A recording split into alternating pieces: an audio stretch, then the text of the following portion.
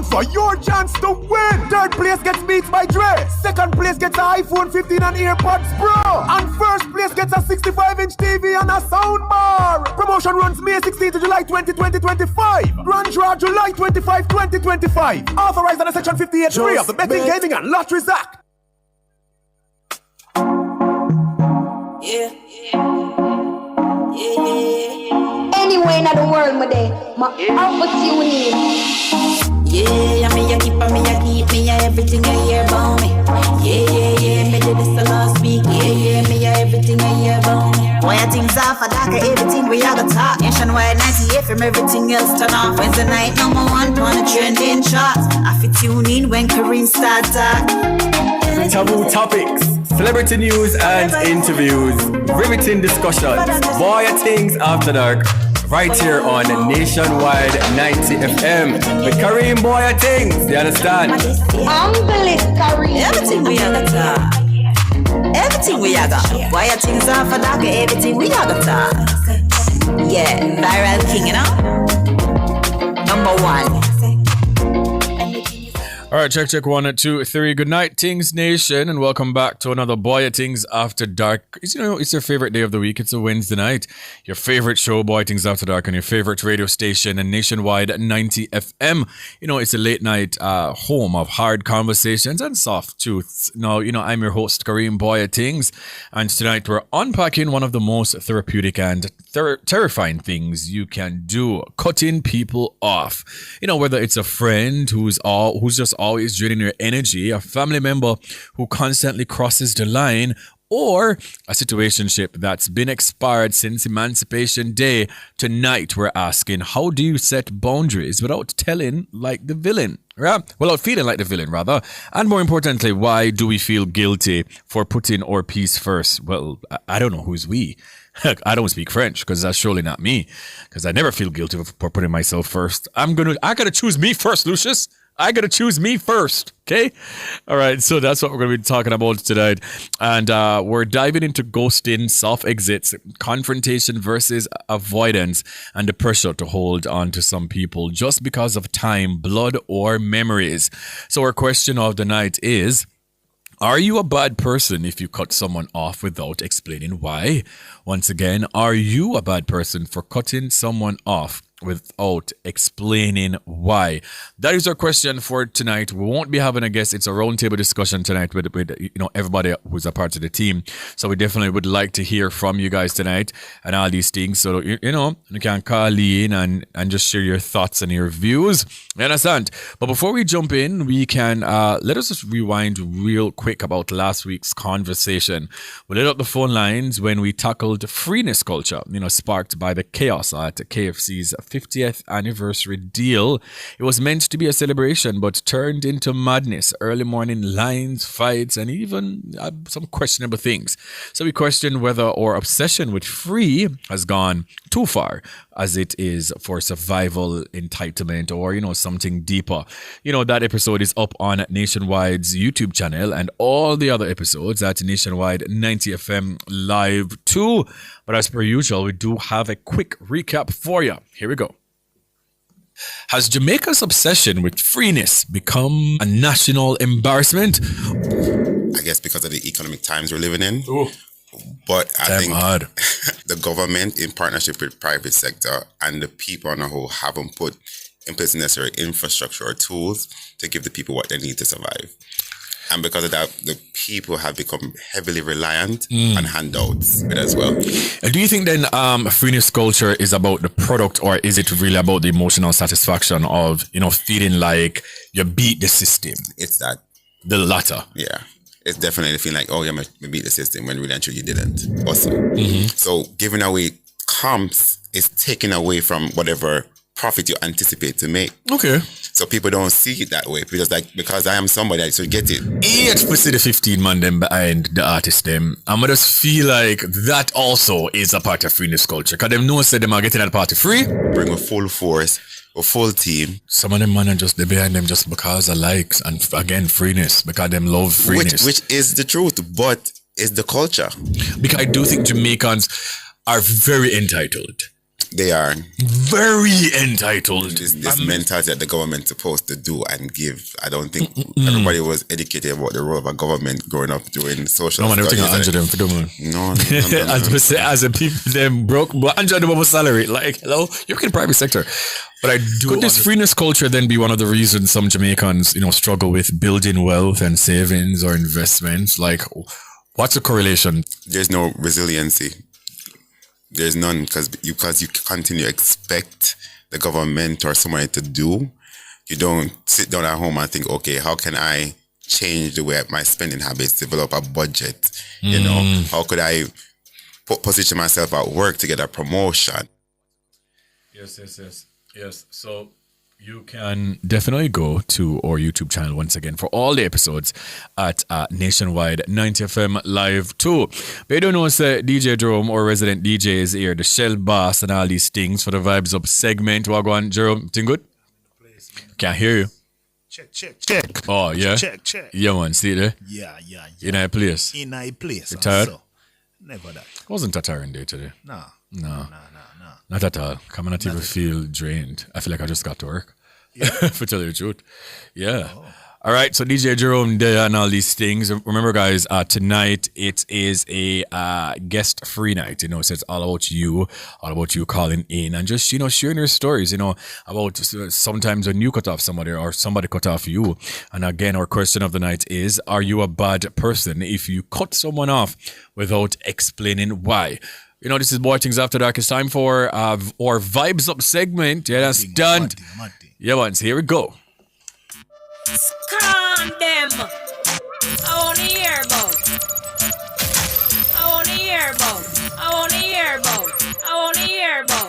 Tell a girl say, me's a girl, me no fight over man. From a little bit of just summertime. This a girl angle one game one. After that him done full time, just get the no fight over man. And everybody knows say we are name brand. When me a wine, me give the wicked. But me sorry for the girl, them out there when now. Granny girl, hot girl no mix with no granny girl. Her thing no look good, man a la granny girl. Can't afford roll and she's like hospital. How are the some girl? Call on me girl because you know your body good. You wear a shoes, you know you're not. We have your face, you know them wish them could. Try everything all around with steel. So tell a girl to come out of your way, cause you are good as in a deal with rain. And if she bad, just tell her say face. Bad girl sitting make she know you're not play. Girl I know, chat if you chat, come fight me. Make you a lip little fool, come me. So to pick what you got from you not like me. I grudge you, I grudge me through me brand. Step from you know your body good and you're not cranny. And a one man. One start on your base under the army. Girl, let me say whoa. Oh, well, yalla, try. Oh, well, yalla, try.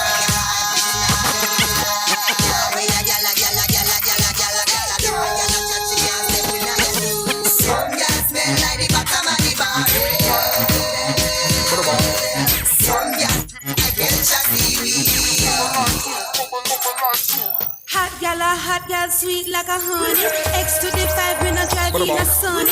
Vicky have a secret, Gianni funny. Man come and offer me no beg them no money. Till any which way me turn it. 10 pound tongue chatterbox in a dummy. Some of them are dead like return of the money. As a man tell her, she will run it. Black yard, that's why mountain too shabby. I'm in a few weird push up body no saggy. Sang a bubble like soup, whether Eve or Maggie. Gotta go and style up so she leave her.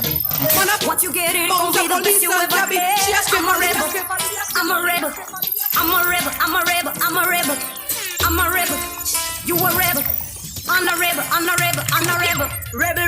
Rebel, this a bad girl DI. Ready for whatever, cause you know me not shy.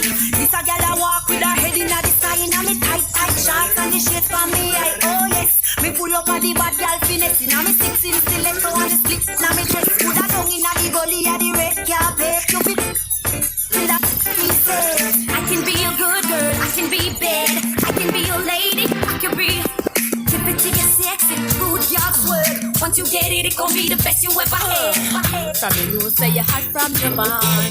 Hold up your cellular and turn it on. From you know you hyper than that. Turn it on. turn it on.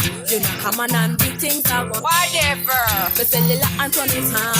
So you know you're cuter than Sean. Turn it on. Hot girl get hotter in the regular. From your house to the show me the cellular. Comfortable cause you're far from the hustler. Girl, the touch and wine again. I wonder where some y'all are study around here. See them argue over man with them a share. See don't worry about when next y'all are wear. And us say them need to do them here. Do you hear? The kind of life me see them living round here. Sometimes it's sorry for this wow. But y'all from your conscience clear. See the one you love make me hear. Man are the least of my problem. So me left idiot me have them. Me too cute for mix up and blend.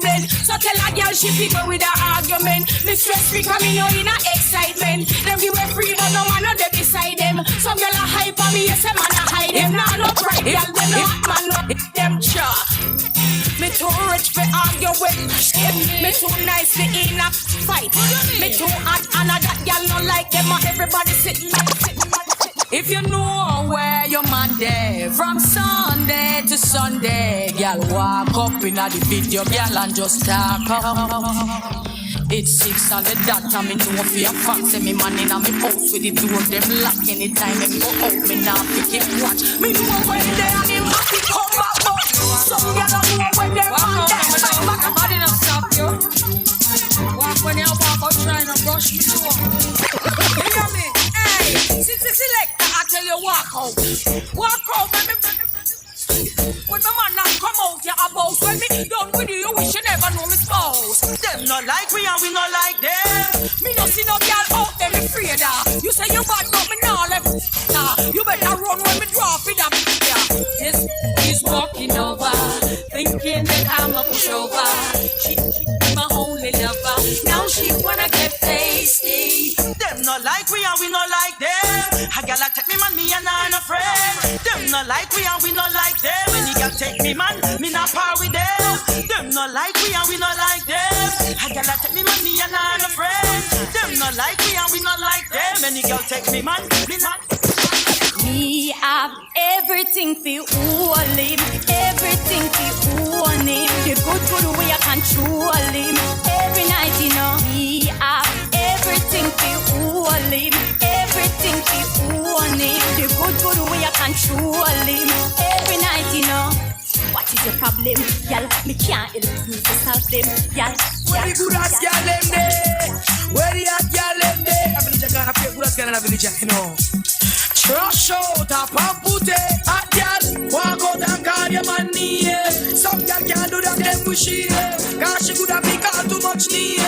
And every man knows that she a move to him.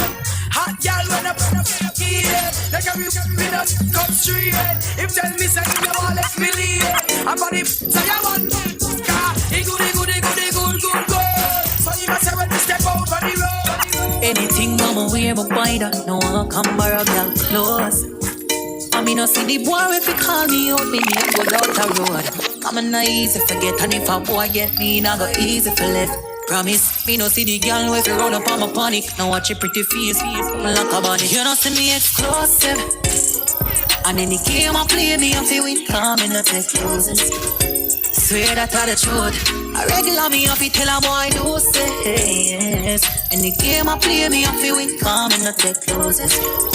Yo, man, I take I want them. Me a the BADDEST. A gal can't chat cause she LAME. Them a PRE. Them can't be any. Come down have a city well LOC.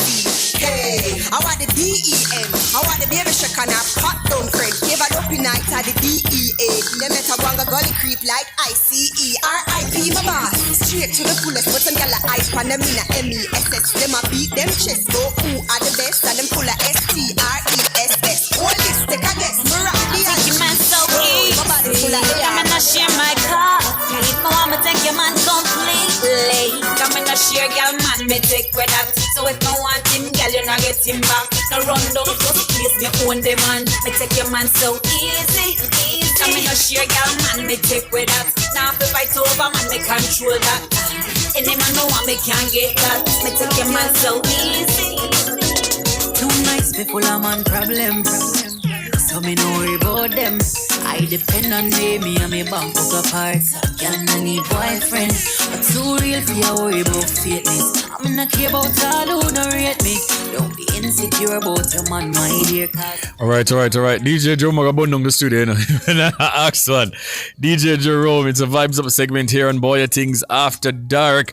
You know, at this time, we're just going to do the roll call early to see, you know, who are here early to class. And I'll start from YouTube. I'm seeing It's Good to Be Back. The first person there on YouTube, big up herself.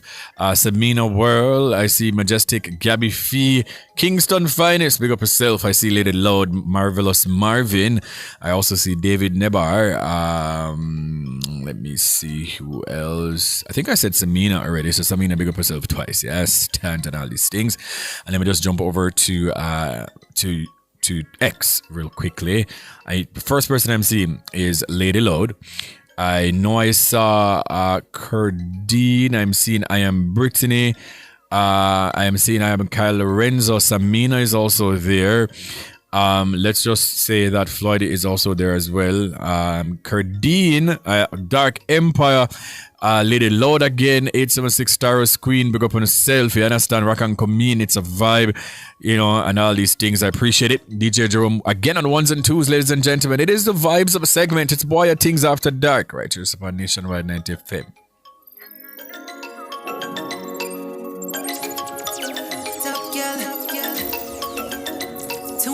Full of man problem. So me no worry about them. I depend on me and me bank book parts. Girl, I need boyfriend, but too real for you worry about fakeness. I'm not care about all who don't rate me. Don't be insecure about your man, my dear, cause any man can date me. Them no know, them no know, them no know. Tell me a real top girl. Them fi know me a real top girl, real top girl, real top girl. Me can do it natural. Them no know, them no know, them no know. Tell me a real top girl. Them fi know me a real top girl, real top girl, real top girl. Me can do it, can do it. If your bed don't got no bedded, baby girl, you want sleep on table. And if you still don't want to come back, wanna see cause your life unstable. We know they chat from no boy, chat from no girl neither. I never get a box from no boy. Me bad for real, so know what you mean. Me no hype and bossy. For them broke like that, and I move like child and toys. Say I move like child and toys. Show me no hype and bossy. Me up for up my girl, can't enough of them fake and me notice. I'm never born in a place week. Me still shop at DDs, I'm still shop at Macy's. Now go certain places. Me a girl, me no pride for link, and me no pride for face. Young girl, no for kill it. If I know your size, don't hear it. And if I know your price, don't claim it. You better buy where your money can buy. Put some in your savings. Woman, feel have confidence. And you feel learn to depend for yourself. Do your little 9 to 5, me darling. Not like you check for Friday morning. Somehow no don't use conscience. Rather buy here before you buy bed. Lock up in a man car before you put your kids before you. Big stick. What a good thing, me no live to impress people. I will never ever live to impress people. And me no wanna live to impress people. You a walking trophy. You a walking trophy. My girl, you a walking trophy. Yeah, your friends them a walking trophy. Tell a girl say, girl you know say you're pretty from your band. Walk out and you not try hard. Them girls them not pretty in a real life. You pretty from the gram and you pretty in a real life. Your body look good, set right, set yeah. You think done up and you well nice with yeah. Clean and a cellulite. And your skin just a glow like pepper light. Smile, show your pretty dimple, your teeth white. Now feel we your name run for your look right. Fashion over jeans, grip that like you're pretty funny grandma, you're pretty in a real life. Walking trophy, you a walking trophy. My girl, you a walking trophy. Now your friends them a walking. No man can't say me ever begging, I know my style that. Put me Kyle to him out, me we flop that. Hear me have me when I'm money, yeah me got that. Oh oh, oh oh. And as me step in, every girl I feel like chat. Can't chat to my face, only behind back. Some girl I walk for them one, just be mind man, that's a no no. Oh, oh, oh. Me no depend by nobody because me have me money. Can't tell me how to spend it cause I feel me money. No depend by nobody because me have me money. Can't tell me how to spend it cause I feel me money. Independent girl, real number one trending girl. Now fi check gal. Have me one house, now fi boom fence, gal. Independent, gal. Real number one trending, gal. Me no dependent, gal. Have me one house, now fi boom fence, gal.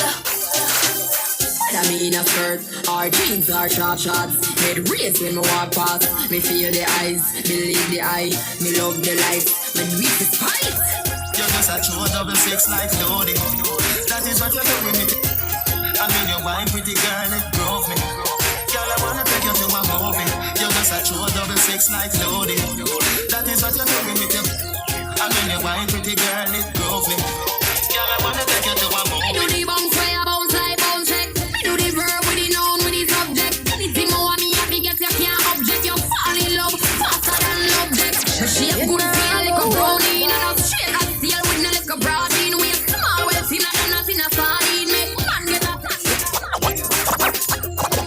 You can't tell me what we do, where we go, how we dress. Me no papi show.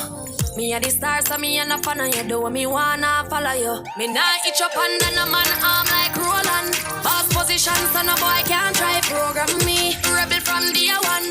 Real bad girl, so no boy can't try program me. Me no need donation.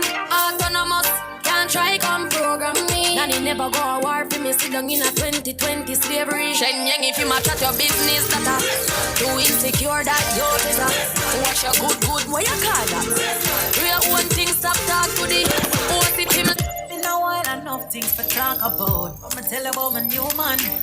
See, from Waterhouse, no baby girl, not a rumor. New man in my life, see me ring finger, yeah. Don't know why. Chanel upgrade from side chick. Him say me talk with him off your wife. I like 10 to arena one drop. What kind of camera? M5 drop top red leather inside. You're too light. Wear him about 6'5". Big bull tattoo on him right on weird. But that's unlike my oh hey, yeah, where your man come from? You Kingston. Which Kingston? We messing with the same damn boy. Yeah.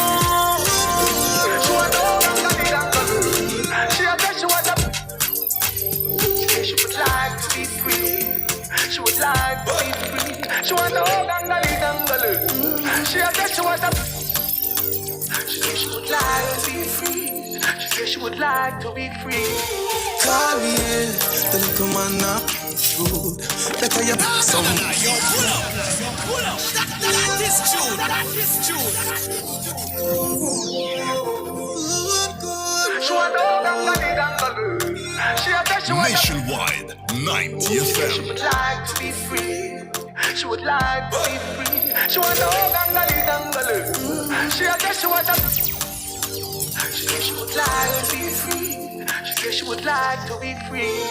Call me in, the little man not good. Better you somebody else. Call me in.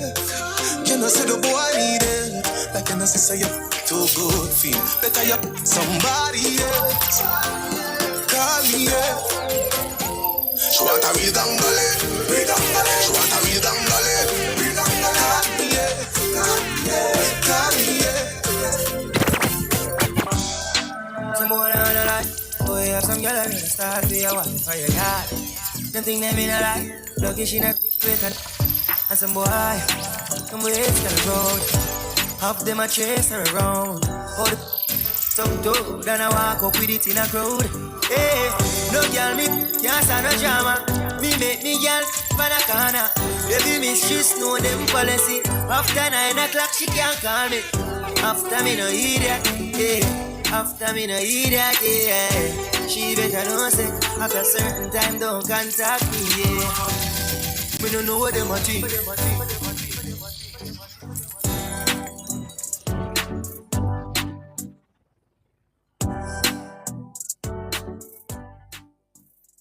Are your devices accurate? Are they calibrated? Even small errors can lead to big problems. That's why Jamaicans trust the Bureau of Standards Jamaica. From food to fuel, health to hardware, our metrology and testing division provides world-class calibration and measurement services to keep your devices precise and your business meeting global standards. Whether you're weighing goods, monitoring temperature, or relying on the accuracy of devices, we get it right every time. Our advanced equipment and experts help you move with confidence. Call 876-618-1534 or visit bsj.org.jm.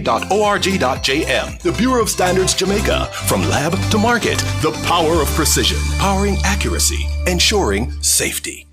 Since 1995, we've been your go-to source for everything related to billiards, amusement machines, and electronics. With locations at 1A Lindsay Terrace, Kingston 10, and the Village Plaza, Big Bridge, Savannah, Lamar, we offer top-quality pool table parts and accessories, cutting-edge gaming machines, and more. We also specialize in assembly, sales, and service of amusement machines. We provide unmatched customer service, expert solutions, and products tailored to your needs. Who are we? We are Eclipse Enterprise. Telephone 876-960-3891. Forget ordinary, think Liqui-Moly. Get a 15% discount on all Liqui-Moly oils and additives from April 25th to July 30th at all Burt's Auto Parts locations. Buy 4 or more Liqui-Moly engine oils or 4 transmission oils, you get a free LM40 all-purpose cleaner. But hurry up, the offer runs while stocks last and conditions apply. Forget ordinary, think Liqui-Moly. And remember, it hurts if you don't check Burt's. Are you looking to drive sales and build brand visibility this summer? Be a vendor at the Nationwide 90 FM Back to School Fair on Saturday, July 26th at Harmony Beach Park, Montego Bay. Families from St. James, Hanover, Westmoreland, Trelawney, and St. Elizabeth will be out in full force. And you should be too. Call us at 876-630-1210 or email sales@nationwidenewsnetwork.com to secure your spot. Let's put your brand where it matters, on the ground. Tune in to Nationwide 90 FM on July 4 from 2 to 4 p.m. for the Western Resilience Water Project at the Davis Penn Football Field in Trelawney. Jamaica's future flows from the West. Tune in live for the official launch of the Western Resilience Water Project, a bold step towards sustainable development and water security. Hear from national leaders, strategic partners, and experience the groundbreaking moment. Tune in to Nationwide 90 FM from 2 to 4 p.m. on July 4. It's the Western Resilience Water Project at the Davis Penn Football Field in Trelawney. Catch the live stream on our YouTube channel at Nationwide 90 FM Live 2. All this and more only on Nationwide 90 FM, the new revolution in media. This broadcast is brought to you by the Ministry of Economic Growth and Job Creation.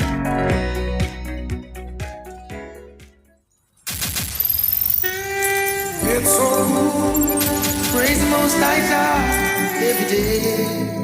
With your whole heart and desire, lift him higher, holy, holy, holy, holy, holy, holy, holy Mount Zion, good you, let's say. Oh, here's my little stay. This is it.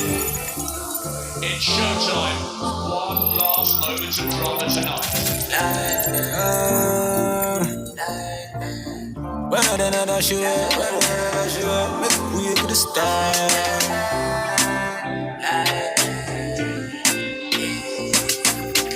Mock chop 20% as the same. And I used to own a vent, I know me living out my dream. Shut down pants, bad shows, I'm a clean shot. Making some specializing out of money pain, yeah. Been around it, shed some tears to my never on it. Talk about pressure, be for pressure. Everything off for the big town. What a friend would have stolen my moment. And I'm thinking what I feel about take off. Just like the space rocket in the breeze. I saw it that. Bird and everybody kid and I said world record. Baby, nah. Go see for big dinner. And I'm used to tell myself when I can make it look, but now I can't percent it. When we broke the way them treat the bad, we can't forget it. Haters looking so pathetic. Man, the bones can't intercept it. If you win the championship, as a juvie, I come up, you know what never happens. Prestige, I'm a smart life, once I celebrate my life, I go out with a top prize. Yeah, this is the voice of singing melody, and you're listening to Bwoyatingz Afterdark. Yeah, Kareem, Bwoyatingz, you know what time it is. The conversation, turn up! There's an old barrage of righteous man out there, and we ain't giving up. No way, yes. Here, this is Rich Spice representing, yeah. From Bwoyatingz, they don't know Afterdark, yeah. Blast, original Professor Not Cross. Yo, Bwoyatingz After Dark, you don't know. Yo, Karim Bwoyatingz. Yo, this is Alex A-Game and you're tuned into Bwoyatingz After Dark with Karim Bwoyatingz. Don't go nowhere. What time is it? It's After Dark with Karim Bwoyatingz. Oh Lord, Lord, Lord, this is me, the man, I'm in a laugh. Come here for represent for Bwoyatingz After Dark. Oh Lord, Lord, oh why, nationwide, 90 FM. Yeah man, well this is Graham Smog and you don't know, bigging up Karim Bwoyatingz After Dark. Play some sweet music to the people them and tired of things them seeing. Rockers. You're talking about sensation that runs the nation on every radio station. Bwoyatingz. All right. Welcome back to Bwoyatingz After Dark right here on Nationwide 90 FM. My name is Karim Bwoyatingz. If this is your first time that you're listening, I do welcome you to the family. If you're listening on the 90 FM band, if you're at work, if you're going to work, if you just step on the road and I hear my voice, pan the radio, big up yourself. Or if you have a radio at home and you're listening on the 90 FM band, 90.3, 90.5, 90.7 or 90.9. Or if you're tuning in on the Flow channel 916, thank you so much for listening. If you're listening on the app or on the website, I do thank you so much. If you're on YouTube, big up on yourself too. I know Davel Myri joined late. I also see Jerome, Lady Loud is saying to tell the DJ she'd like to purchase that playlist. You understand? Okay. Right. And also to the persons on X, Things Nation, big up on yourself. Everybody with a big fire, big up on yourself. If you're a little fire, big up yourself too. Within the 14 parishes of Jamaica, I do thank you so much for the support. I just want to remind you guys before I forget, July 30th, we'll be doing something to celebrate 5 years of Bwoyatingz After Dark, and you're all invited. So just write it on your calendar. You understand? We're going to be having a live show, so you don't want to miss it. I want to sit alone. You understand me? Please and thank you. Persons who I've never met before, the persons who've been supporting the show for 5 years straight. It's just a celebration. Some of your favorite guests who've passed through this, show for the past 5 years will be there. And not all these things, some prizes, surprises, and, just some good vibes. You understand what I say? Yes. Yeah, so at this time, tonight, the episode tonight, it's just a in-studio roundtable talk with, each and every person that work on this show, because we are talking about boundaries, cutting people off. And once again, our question of the night is, are you a bad person if you cut someone off without explaining why? And I think the last episode that we did with no guest, you guys were saying we should do this regularly as we used to do at least once a month. So we've decided to go back to that. Yeah, that's what I mean. So at least once a month we're going to have a little chit chat, just us. And so you guys can call in. I'm employing you guys to call in because that's what this episode is all about, right? Because all of us are not wired the same way. So we want to hear from you, your own stories about, when you've done the cutting, right? Or you're the cuttee. Somebody cut you off and never explained to you. So I'll get on to that later. But at this half an hour of the show, we normally do the What's Buzzing, the topics that have buzzed over the past week. One of my producers, Giovanni Lewin, will give us the first story. All right. First up, Sean Combs acquitted on top charges but awaits sentencing for transporting prostitutes.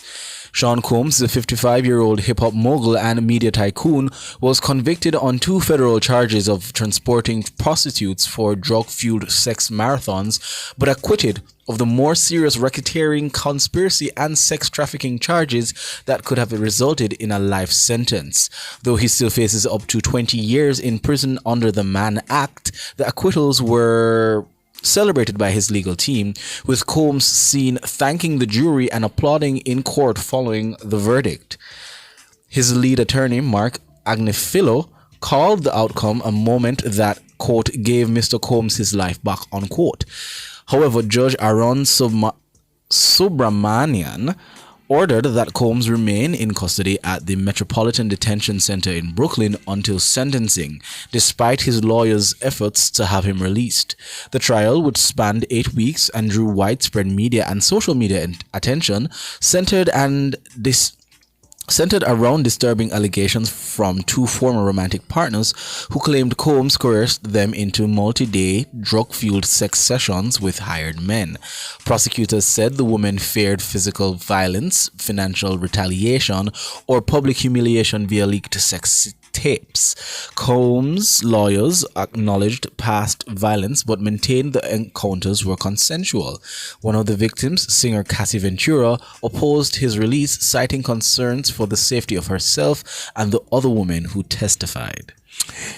Yeah, couple of things. Brian Steele, one of the lawyers for Diddy, he was the lawyer for Young Thug, who he miraculously got Thug off the racketeering charge. He's also one of the lawyers here. He assisted in that. So that's the first thing. Second thing is, the first couple of weeks of the trial, we spoke about all the updates, and I was telling you guys that I've been so glued to the case. I've read transcripts. There's this YouTube channel, Law and Crime Network, that I was on every single day, just getting live updates, hearing from different lawyers. As the weeks progressed, I remember saying, I don't think that he is going to be charged on all of the counts for many different reasons, especially the racketeering charge, because I think that was the hardest one to nail, especially persons who are now on the jury, should have been hearing about this case for the first time. Racketeering, there are lots of different segments, right? Lots of different things, predicate crimes that you really have to be paying keen attention to. So I don't think that the jurors would have gotten that one. But I know a lot of people were saying that he's going to walk free. Absolutely not. Like, there were too many evidence of things that he's done illegally for him to just walk free and just come out of jail.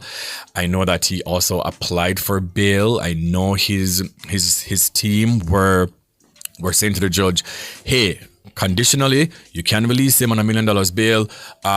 You guys can still keep the passport. He doesn't have access to his jet. His jet is in Hawaii, so he's not a flight risk. They were also saying, conditionally, he can travel from Miami to LA to New York, until his sentencing, which is now set for in October.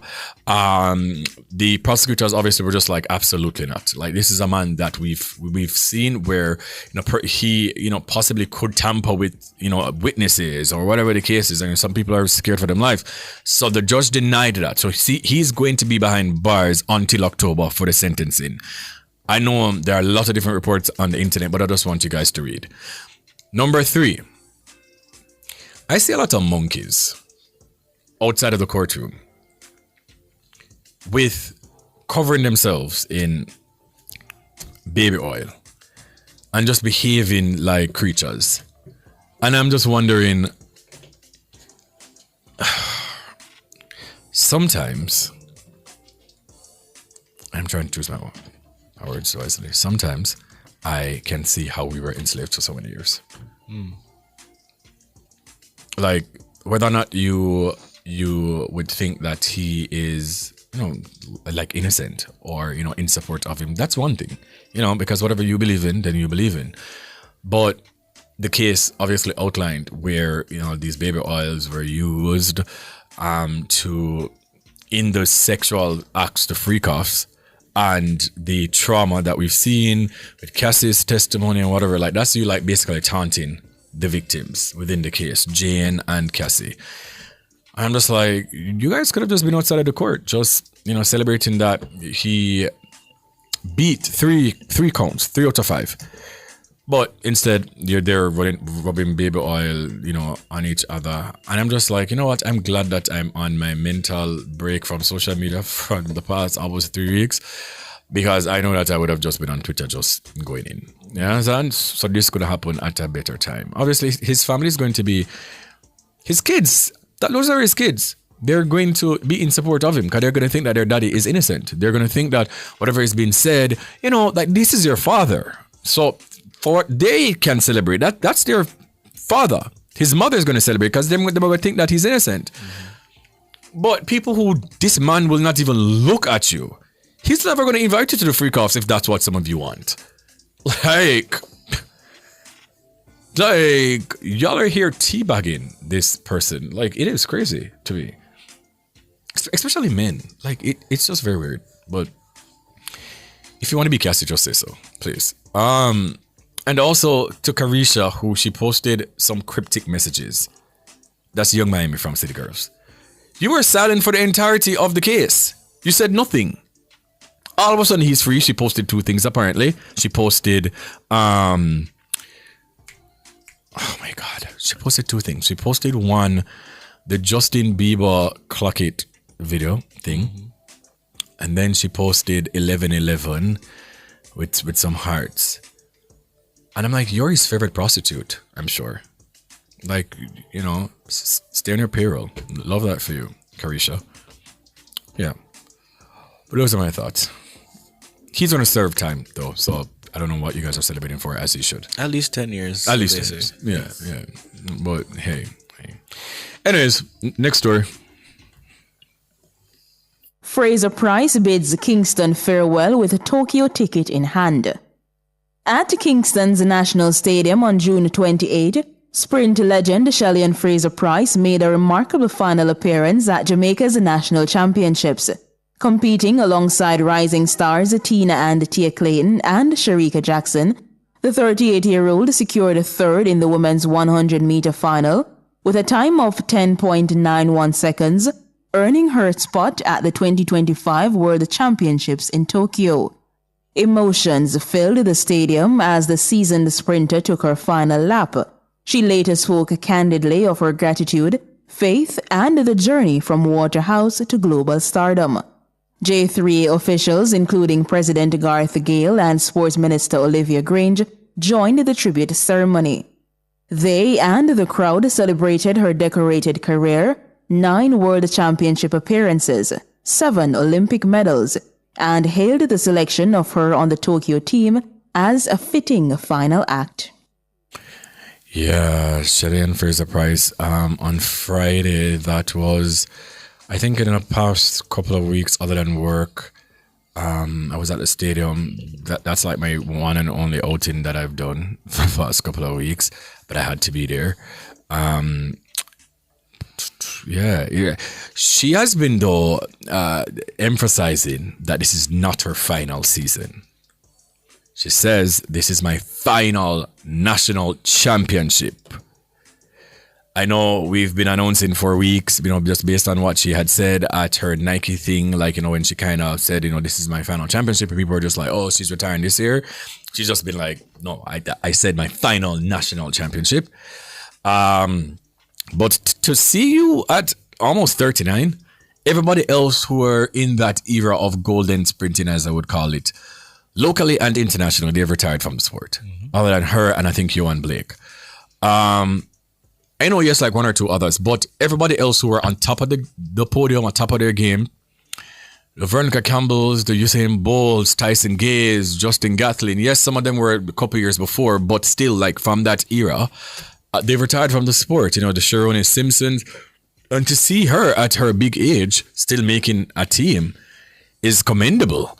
And as I've said on the E-Zone on Monday, I just sure do hope that the rest of the athletes who were in that race who did not qualify, no feel no way, because the stadium waited for her name to come up on the screen because it was kind of close between 3rd and 4th.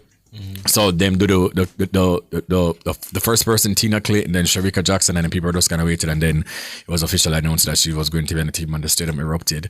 But people have to just understand that this is her darling, and if this is going to be her final championship, that means this is her final. If this is going to be her final national trial, just means that this is going to be her final major championships.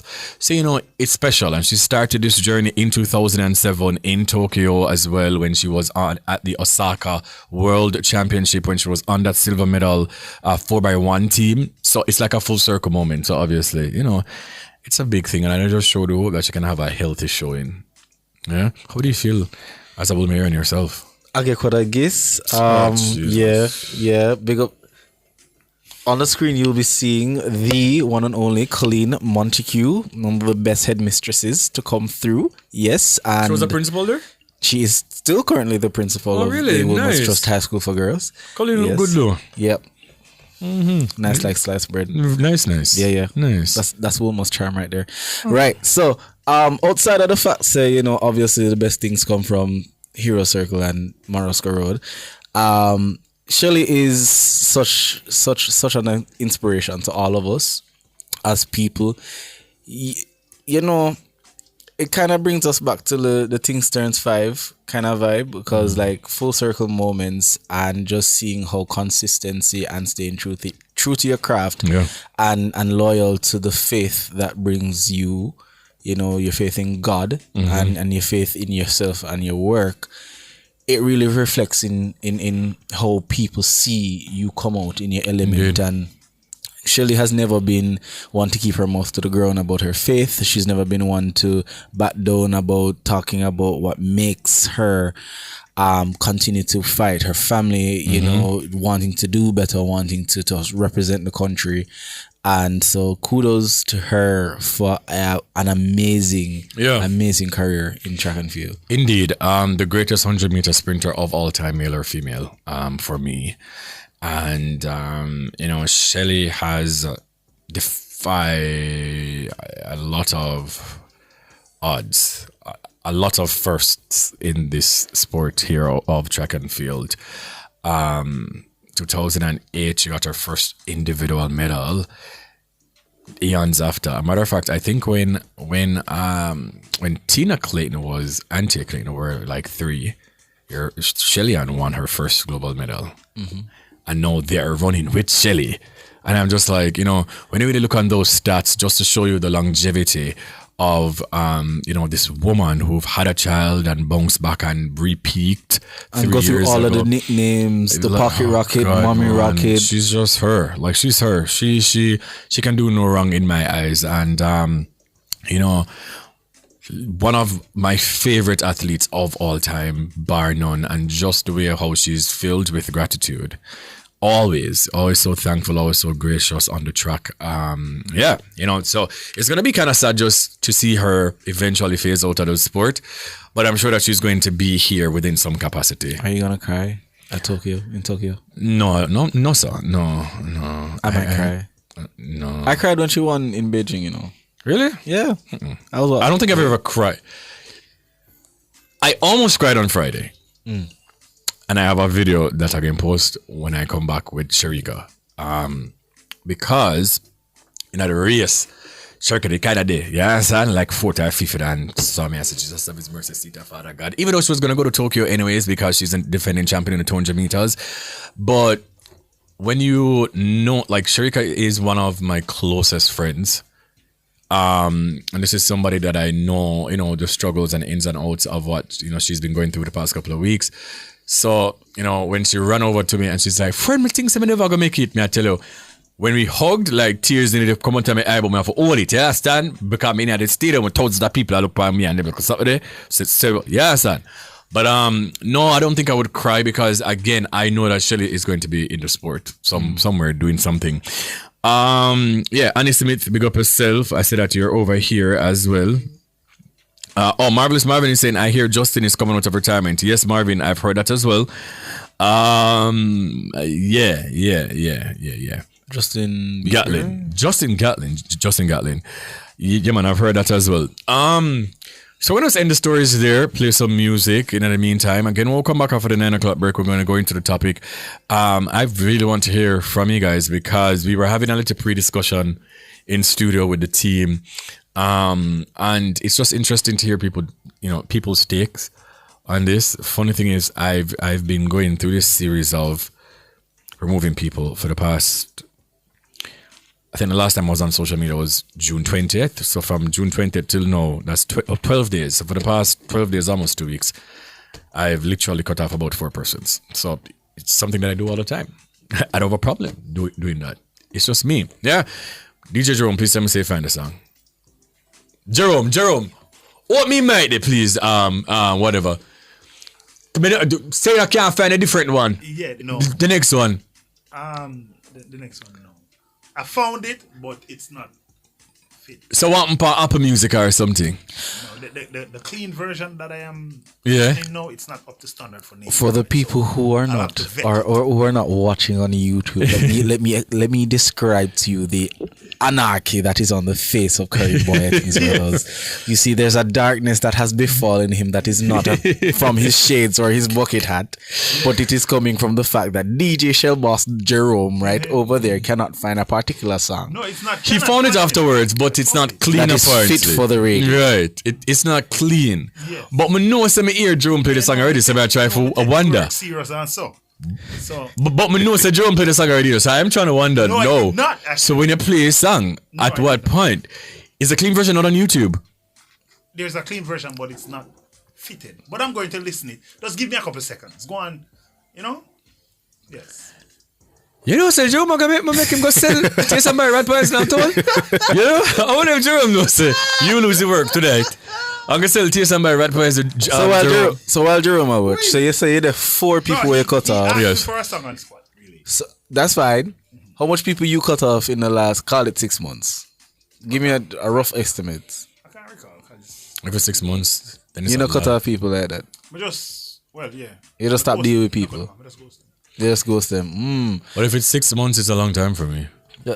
I mean, longer. No, we know that. Persons we know that you recycle. Well, not even recycle. You go through your little. I just feel like people just don't deserve your time. You know, I really believe in, just like how you would value, for argument's sake, if you buy a private jet right now. You know, if you've been afforded the opportunities to purchase a jet or if you buy one Rolls Royce or all these things, would you just have any of your friends or anybody just drive out your car? No, you wouldn't, because you would treasure that this is an expensive item that you've worked hard for. Me, my space and my peace of mind, it's a lot of work I've done to get here. And it is a present for you to be my presence. So I treat my life like that. Someone just cut you off. Work relationships, platonic relationships. A matter of fact, sometimes I cut off myself. You know? That time it cut off myself. Oh, that work. Yeah, man. Let's cut off myself, man, and just say, you not getting no food today, no? Yeah, man, yeah. That does sound empty. Do you have it now? I have it, but I'm going to do my... So people, there's a song named Body Count by Shense, right? Because Jerome's set earlier, if you guys were not here, was a fantastic set. You know, he made a play gal tune, right? Some of the baddest female artists, and some, not sure what gal song. So one of the songs that he was playing, cause how I am, one song just coming on my mind, like when him a juggle, and I say, yo, that Body Count song I could have go right in between these two songs, and because of that, my brain operates, I have to hear the song. I just have to stay. Yeah, son. So Jerome said, have it. So I'll go play it, go to a break, come back to the discussion. The entire team will be here to discuss this topic tonight. This is Bwoyatingz After Dark, right here on Nationwide at 90 FM. DJ Jerome, drop it now.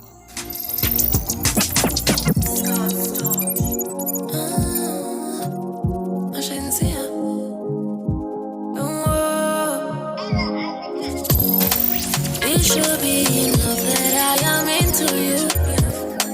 Baby, this is easy, don't stop. We going so right, ain't much wrong we can do. Me just want please you, so be happy. Don't worry about nobody. I used to love you. We should move like waves and just let it flow. If you want me, no one be more my. When you well up, be hugging. Nothing else matter when we hug. Baby, if you want me, no one be more my.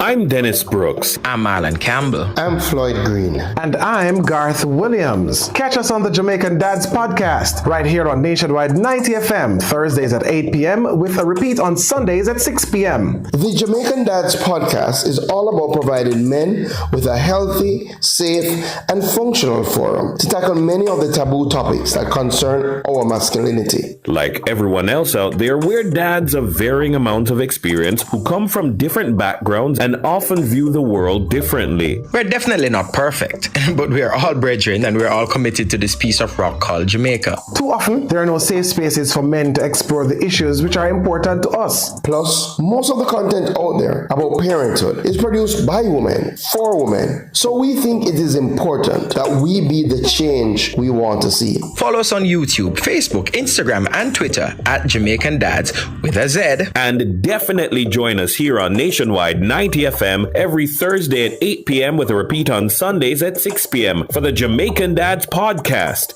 It's a revolution in media.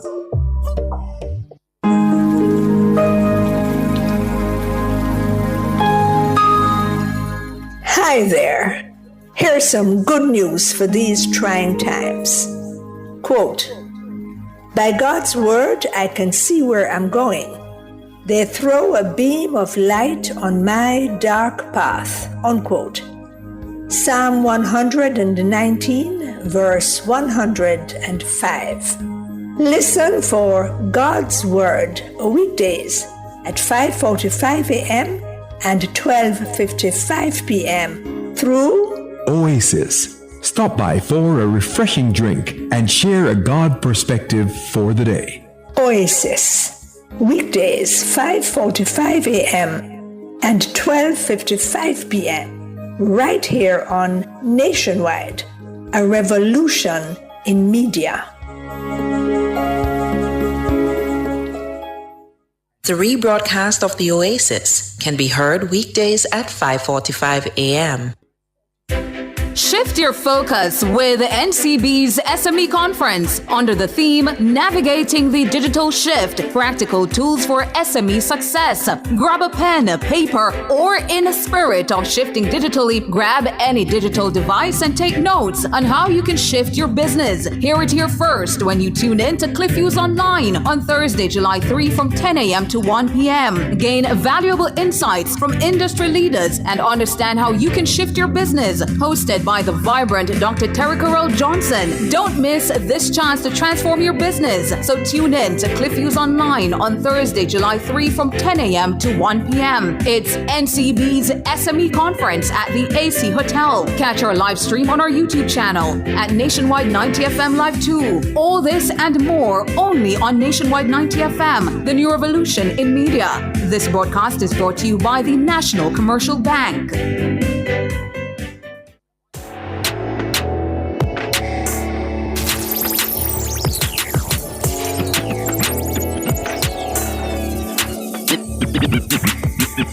Somebody when all my team been dreaming. Look, girl, I know she been.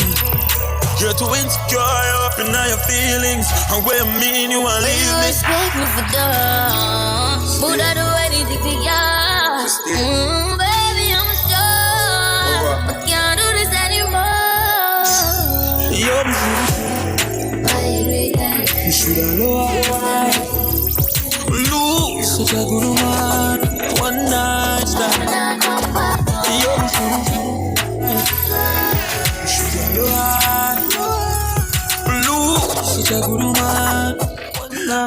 All right, so as promised, tonight we're diving into a topic that's equal parts liberating and uncomfortable. We're talking about boundaries. Now, let's be clear. Boundaries aren't about beef, bitterness, or ghosting people just because you're in your feelings. Boundaries are the invisible lines that protect our peace, define our limits, and also remind others and ourselves what we will and will not tolerate. But in a culture where loyalty is often confused with endurance and cutting people off is seen as heartless, how do we navigate the space between protecting our energy and honoring our relationships? Boundaries are the personal limits we set to protect our mental, emotional, physical, and spiritual well-being. They define what's okay and what's not okay in how people treat us, talk to us, and show up in our lives. Boundaries are how we teach others how to love, respect, and relate to us. Whether it's in friendships, family, relationships, or work, they're not walls to shut people out. They're fences with gates. You decide who gets access, when, and how. So that brings us to how we enforce our boundaries and the ultimate show of maintaining boundaries. cutting people off. Now, cutting people off means intentionally ending or distancing yourself from a relationship, whether it's with a friend, family member, partner, or even a coworker, because that connection is no longer healthy, respectful, or aligned with your peace. And once again, tonight, our question of the night is, are you a bad person if you cut someone off without explaining why? So our phone lines will be open. You guys can call us anytime throughout the show. 876-630-9371 to 876-618-8255. And once again, it's a discussion amongst ourselves. It is a no guest topic. It is a roundtable talk.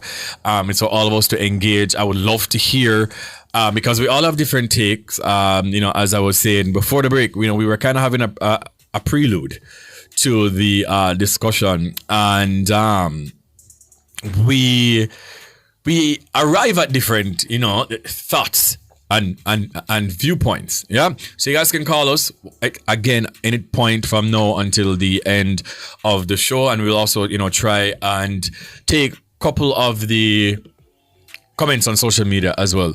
All right, so I'll just go first before we go into the questions. I recently, right, so I've been on a break from everything. I'm only up here because I really have to, because it's my job. Because if I really didn't have to be here, I would have been on a break until whenever. I really don't know when. Right? A break from everything, from everybody. And like throughout. So when I take these breaks, sometimes it is me reflecting.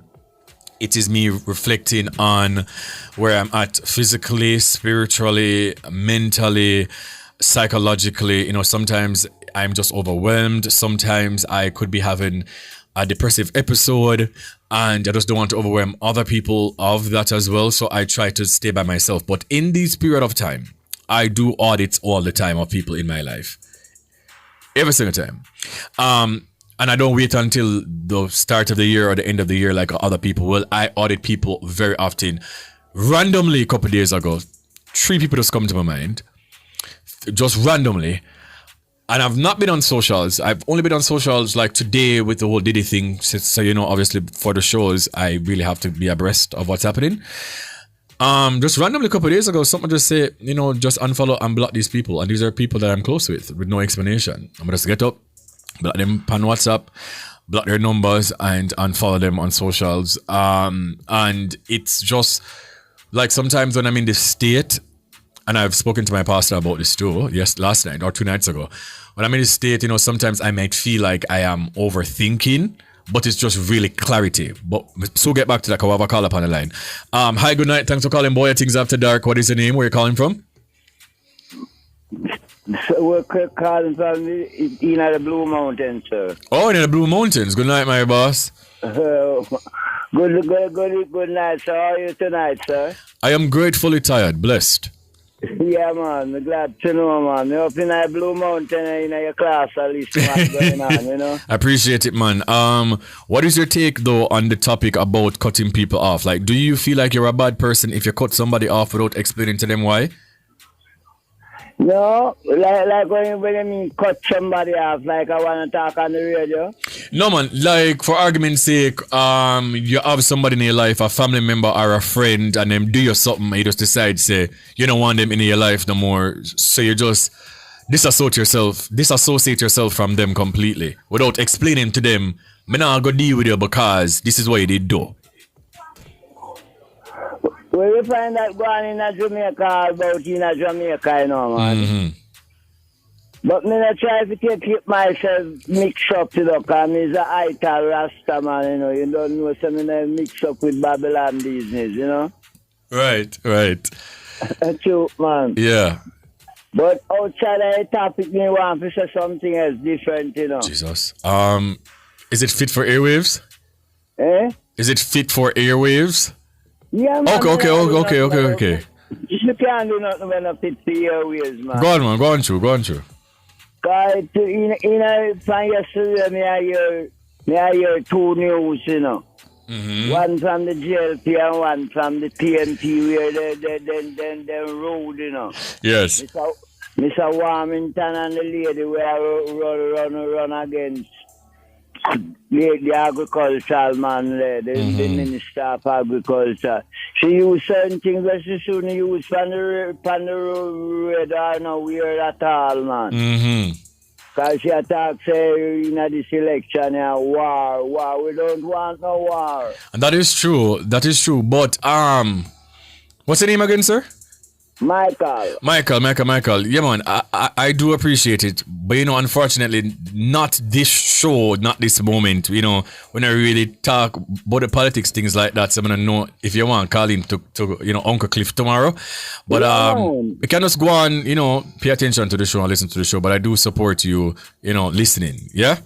Yeah, man, have a good night. And thanks for having me, man. All right, my G. Yeah, man, anytime. All right. Man, send up in the mountains, a Blue Mountain. Sometimes, man, you have to, you know what I'm saying? Up on one place, up on one part. Right. So, I remember, saying it to my pastor, and I remember, calling somebody who is a therapist, not my personal therapist. I'm just asking, like, is it that I'm overthinking? Because, again, I just get up and I just decide, say, and these are people that I'm very close with, by the way, like close. But it's just reflection. Maybe I think to yourself, say, I just don't think I owe you anything. Like, What is your view on that, though? Because, like, if that's my view on. So, yes. If you just get up and decide that you're gonna cut off somebody without explanation, what does that say about how you value that person and how you feel about them? That is a very good question, because sometimes people do think that when you do things like that means that you didn't value the relationship any at all. Because if you did, then you would have not put the person in a weird space where they're going to now have their thoughts racing. Like, so we could have do whatever the case is. But for me, to be honest with you, I don't just cut you off just because I just wake up and just decide someone cut you off. Like, something in my spirit is just, maybe I tell me, say, your time has expired. And it could be a series of things that you've done prior that we, possibly would have spoken about, and were good, but then the scenarios might just replay in my mind. You understand what I mean? I say, like, right, okay, so Cody did this to me last month, and even though we talk about it, but where I'm at now mentally, I don't need, whatever it is that you've done in my life. You understand? So it's sort of like if somebody says something to you and there's a delay in your mind, and you don't really catch it same times, and then maybe like a couple seconds after you're like, oh, okay. Sometimes that happens to me. Like, sometimes I think I have forgiven you for something that you have done or have said. We might have had a conversation, we decide to say we're gonna move past it, but I never really reflected on it until maybe a month or 2 months after. And then for me now to reach back out here and say, remember when we did talk about this 2 months ago? How many things somebody did? All right, I'm not. So let's revisit the conversation.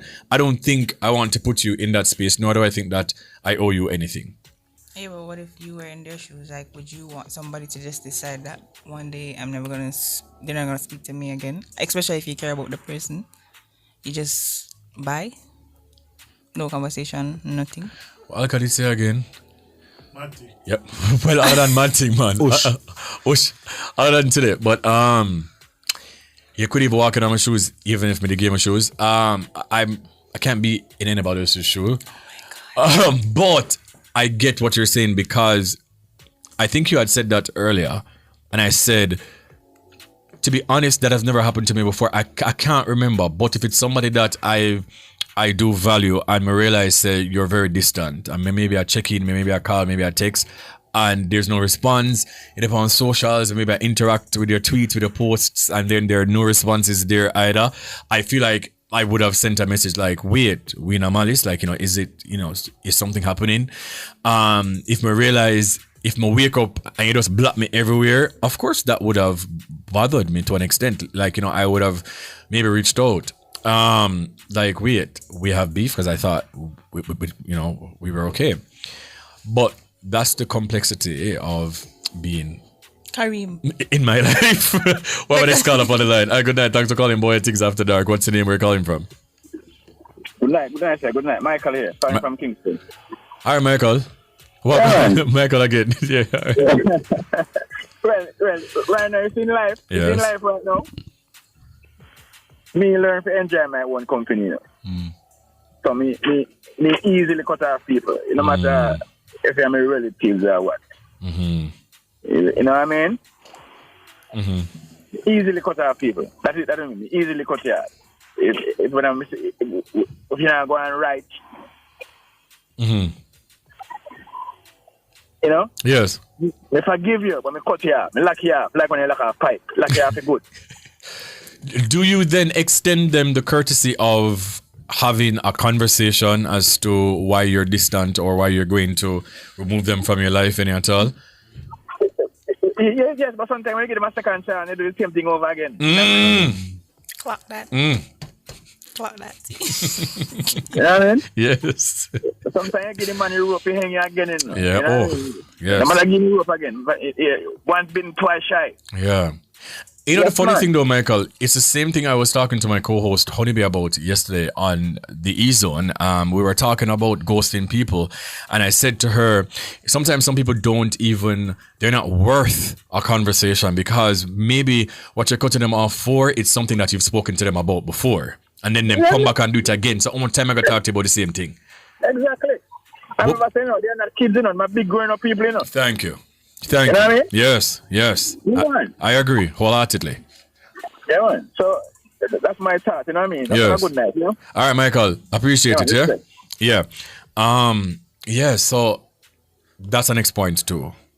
Because how many chances are you going to give someone? Because for me, I do think that people are aware of what they're doing. And sometimes they're only sorry when they realize that them can't take you for fool no more. Sometimes they're only sorry when they realize that you're no longer going to put up with the crap, yeah? Because if I speak to you about something once and I'm telling you that this is something that affects me mentally or emotionally, and you do it again or you're constantly doing it, that means that there's no love or respect for me. That's when I feel like it's okay for you to decide, say, just cut them off. Me don't need no more explanation, because if you've hurt me one time and two times and it's the same thing happening, then bye. Yeah. You know? But I have a caveat to that, right? Mm-hmm. Given the topic being boundaries and cutting people off. So when you've established clear boundaries and you've enforced clear boundaries, that is when you can say, all right, me I go make sure that person understands, say, you've crossed the line one too many times. A time for me cut you off. What happens when your boundaries aren't clearly enforced? And what if the lines are dotted or blurry or curvy and there's just too much wiggle room? Do you then reserve the right to say, mega cut you off same way? It's not even about boundaries, but it's about respect. Because some things you don't need for say, you're supposed to know. Yeah. You know what I'm saying? So like, we're both adults. You have a mind of your own. You're smart. I mean, I guess not everybody is smart, but common sense. So even so, if there's no clear boundary there's certain things that you're supposed to know you're not supposed to do, you know? I do think so. Especially if it is that you've spent enough time with someone, then you should know what ticks them off, what they might not like, right? Like everybody in my life should just know that line for me, or there are some people who will take your kindness for weakness. And once I feel like you use me in any way, shape, or form, once I feel like I am the person always doing, right? Like, you can also reach out to me. You can, check in on me, not because I might present as if that I am a strong person, that means that I'm always strong. You can also call and ask me, do you want us to link up? Like, you can also just genuinely check in, you can also give. So once I feel like you are using me in any way, shape, or form, and again, sometimes it may not lick you until you might feel low. And that's why I say a lot of times when I'm going through these breaks, that's when I remove people a lot, because that's when my thoughts are clear. Because when I distract myself with social media and going outside, I am just coming to work, go home in my own little space. That's when now I might realize, like, hold on, and bear in mind, and I hate this, by the way, where people just be like, you never check upon me, somebody rate, because again, all of us are going through something. But in these moments, again, for the past 2-3 weeks, you maybe now start say, me not post on social media, me not, like, there's no indication that I'm okay, right? And you haven't reached out. And you could also be going through something, you know, so I'm not going to hold you to that. But then if I start think to myself, no, say, but then every time that we do speak, I'm me, I call. Like every time we do speak, I'm the person checking in. Every time that, let me tell you something, man. There's this person that when my father died, and I use this to judge almost everybody in my life. And I've said this a couple weeks ago. There are certain things that I've gone through in my life that broke me, that I feel like God wanted me to go through. And when my father died, there were a lot of people who I thought that were going to be there who weren't. And I remember one friend in particular. This is somebody where I know from just fought back to Jamaica, right? Person who really come from nothing, you know, them build themselves up, them very, very proud. So we have that bond and friendship. And I've introduced the person to some of my friends, and they've gotten closer to my friends, which is fine, right? And I remember when my father died, I remember burying my father on the Sunday, and I think that was July. So there was something keeping. Remember, like, what did I keep? And I remember coming back for the funeral. Now I'm just scroll up on social media. I'm see him bridging there on one party with my friend there, right? And I looked on it and I say, no time throughout when my father died, in between, the person reached out to me. None. Maybe sent a message, but none. But other than that, nothing. And sometimes you just don't know what to say to the person, so that's also okay, right?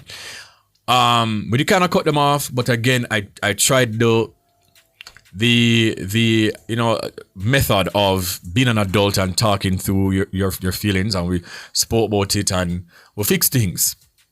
And I've lived to see. It's been now 3 years since my father passed, and I've lived to see where it feels like I was the person carrying the weight of the friendship. So somebody like that, I don't owe you nothing. I don't owe you for go back through the conversation again, brother. Because that, you brought the friendship deso from the get-go. And then we talk about it and we say, in our busy schedules and things, let us just do even a once a month check-in. You understand? I never work. But then how do you then message somebody or have the conversation to tell somebody that this is the end of a friendship? How do you do that? What's an example of that? I feel like we should always just like approach it just like a regular conversation. Like, hey, I'm cutting you off. Just like a regular conversation, you know, you can start by saying the reason why, even if it don't have a solid reason. I just feel like this friendship has come to an end.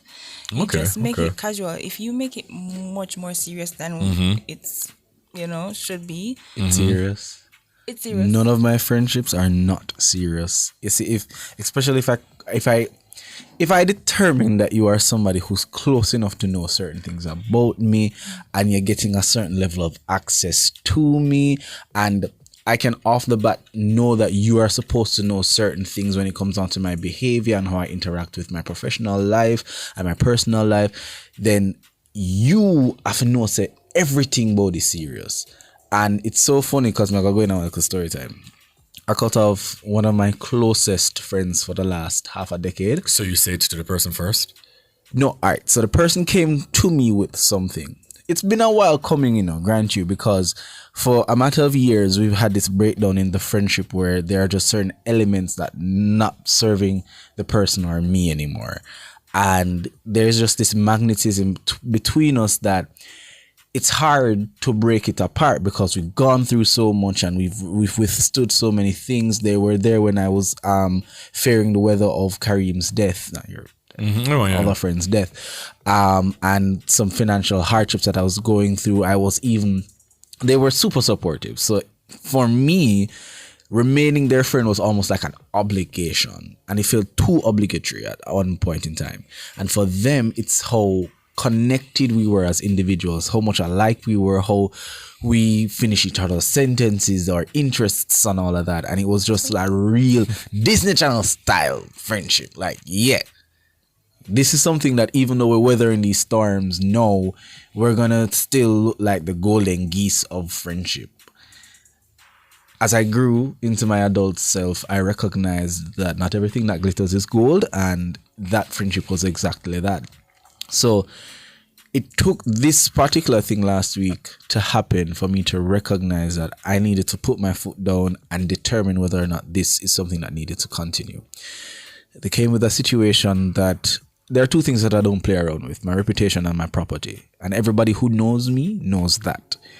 And they came with something that was essentially detrimental to my brand and to me as a person, my reputation. And all I needed to know from them was, who told you this? Because I need to deal with this. And the person chose to defend and to protect their source. So I asked another simple question: is it worth our friendship? Because this is something that is very serious. Like, Diddy serious. Like, that bad. Diddy serious. No Diddy. Right? And the only thing you have to stand up on, yo, my thing is, I just don't trust him. I just come for verify. That make it worse.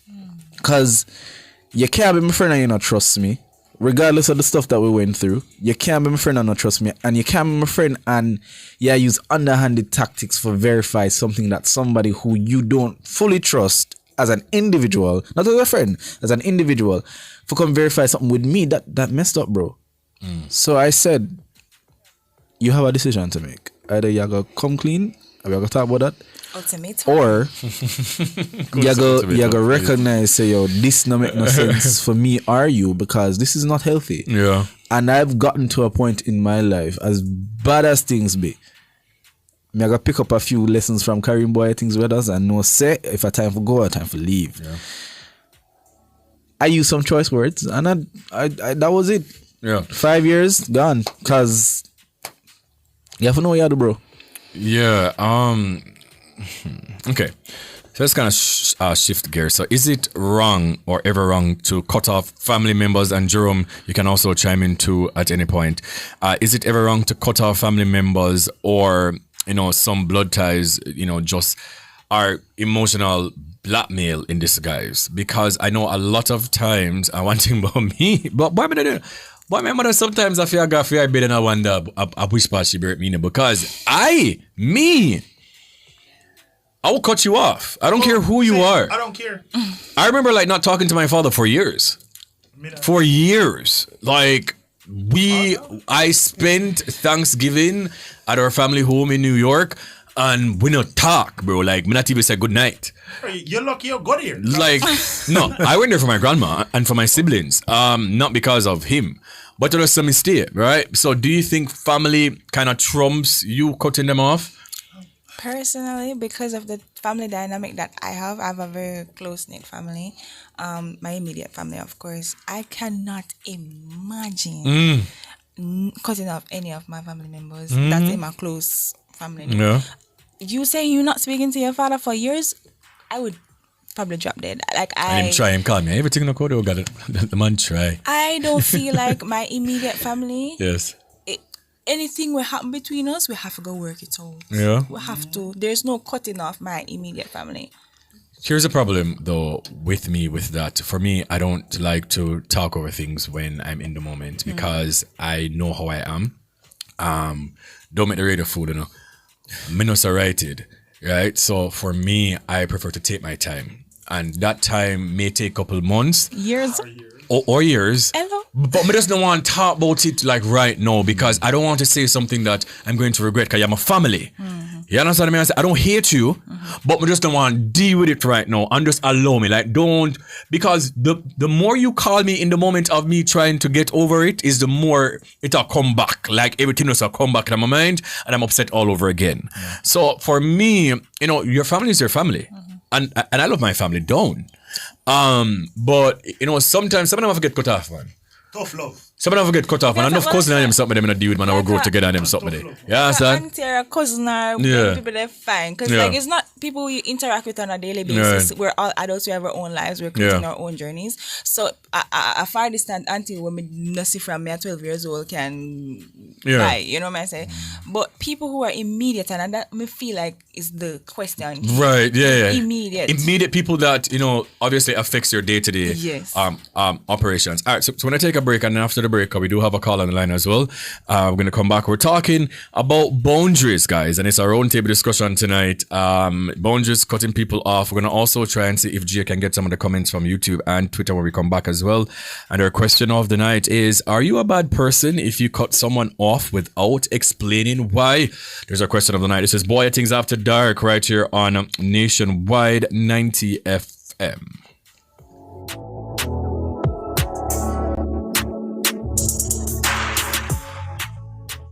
Give me the legs and thighs and breasts, all mine.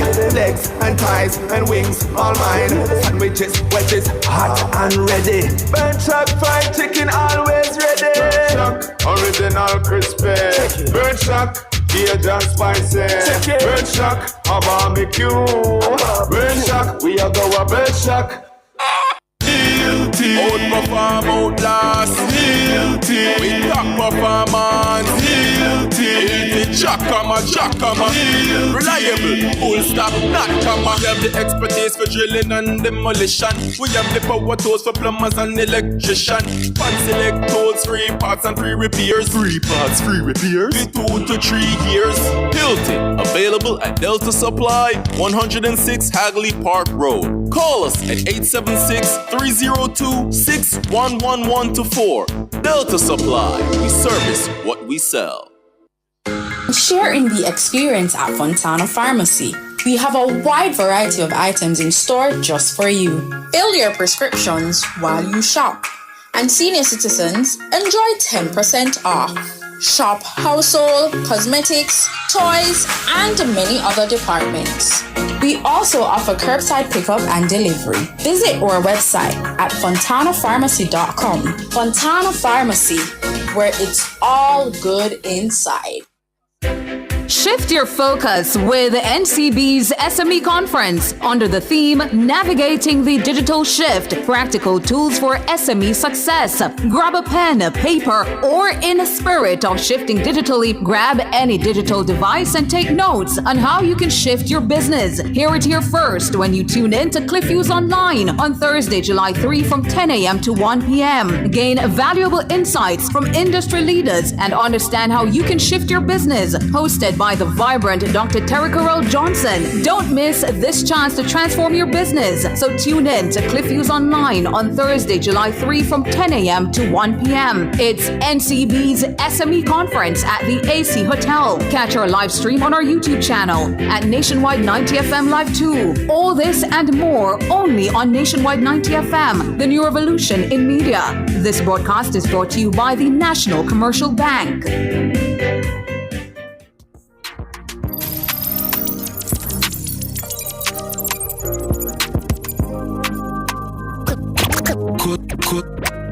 Cut time losses. Enough gal way across this. Used to walk in the road, them driving past me. Me and sing for me heart, what a heartbeat. Alright, welcome back to Bwoyatingz After Dark. My name is Kareem Bwoyatingz, and tonight we're talking about boundaries, cutting people off. And our question of the night is, are you a bad person if you cut someone off without explaining why? So that's what we're discussing tonight, and it's an open discussion and an open conversation. You guys can call at any time throughout the night. And we do have a call on the line. Thanks for calling Bwoyatingz After Dark. What is your name? Where you're calling from? Hi, Kareem. It's Kay. Hey, Kay. Good night. How are you? I'm good. How you doing? I am grateful for life. Thankful. Hi, Gio. Hi, Cody. Hey, Kay.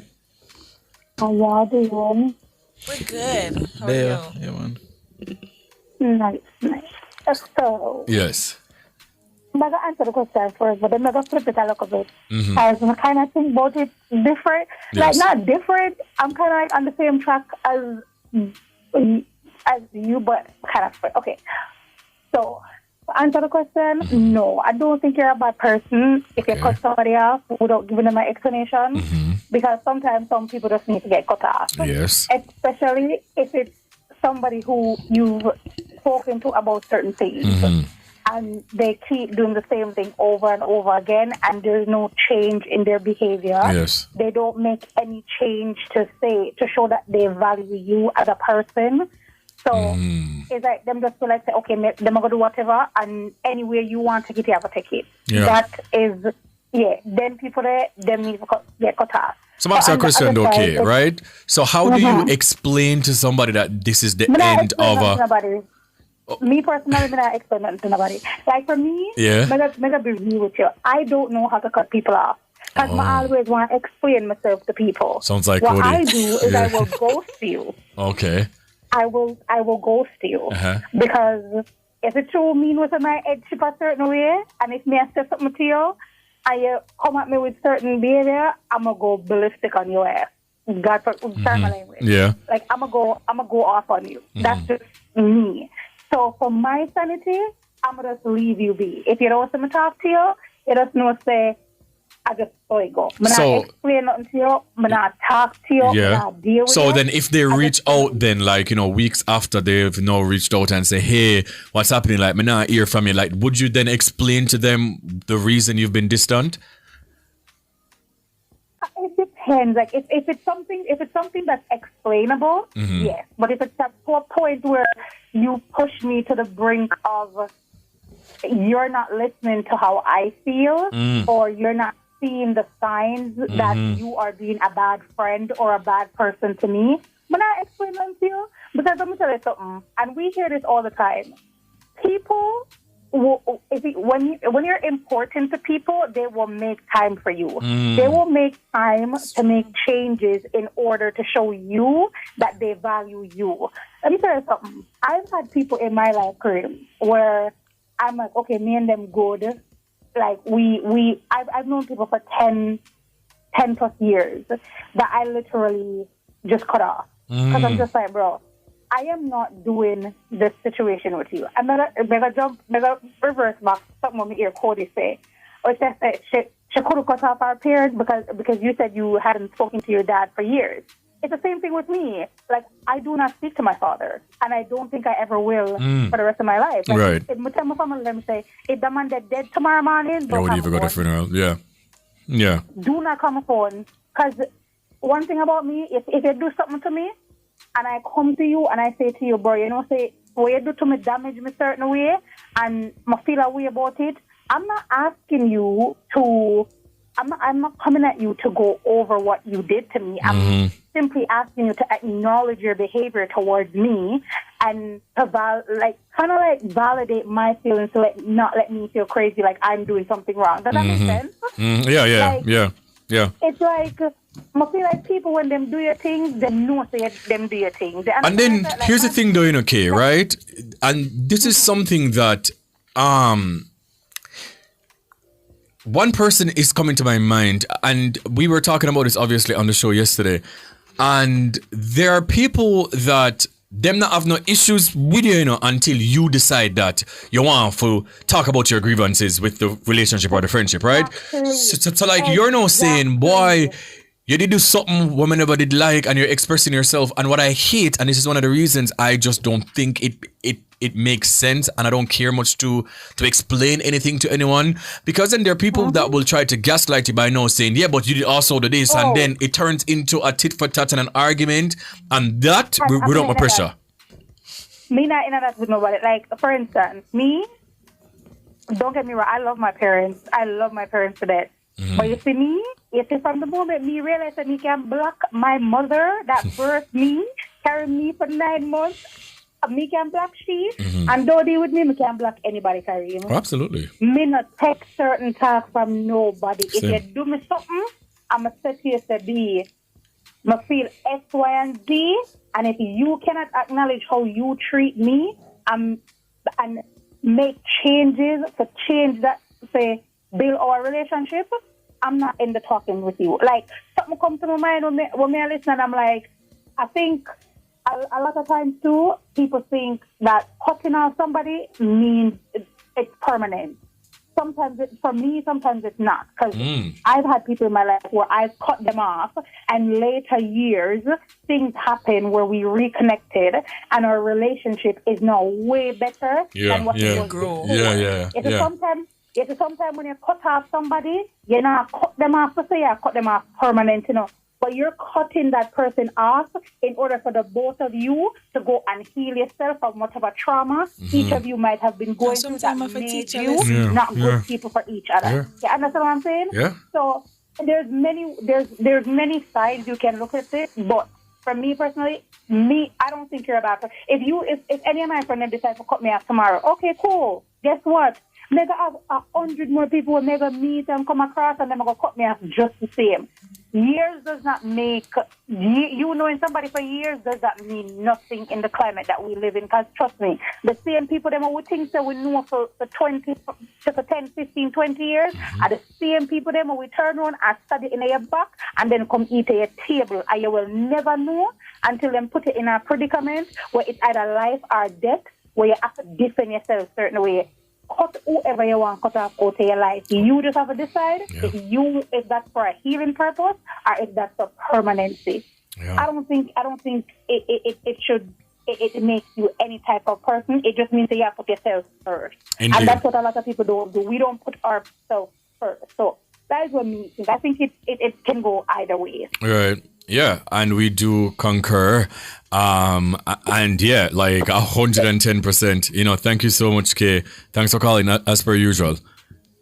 You're welcome. Bye, guys. Yeah, man, no problem. Kay. Have our next call on the line. All right, hi, good night. Thanks for calling Bwoyatingz After Dark. What is your name? Where are you calling from? Hi, good night. Is this Emma? Oh, hi. Yes, this is Emma. How are you?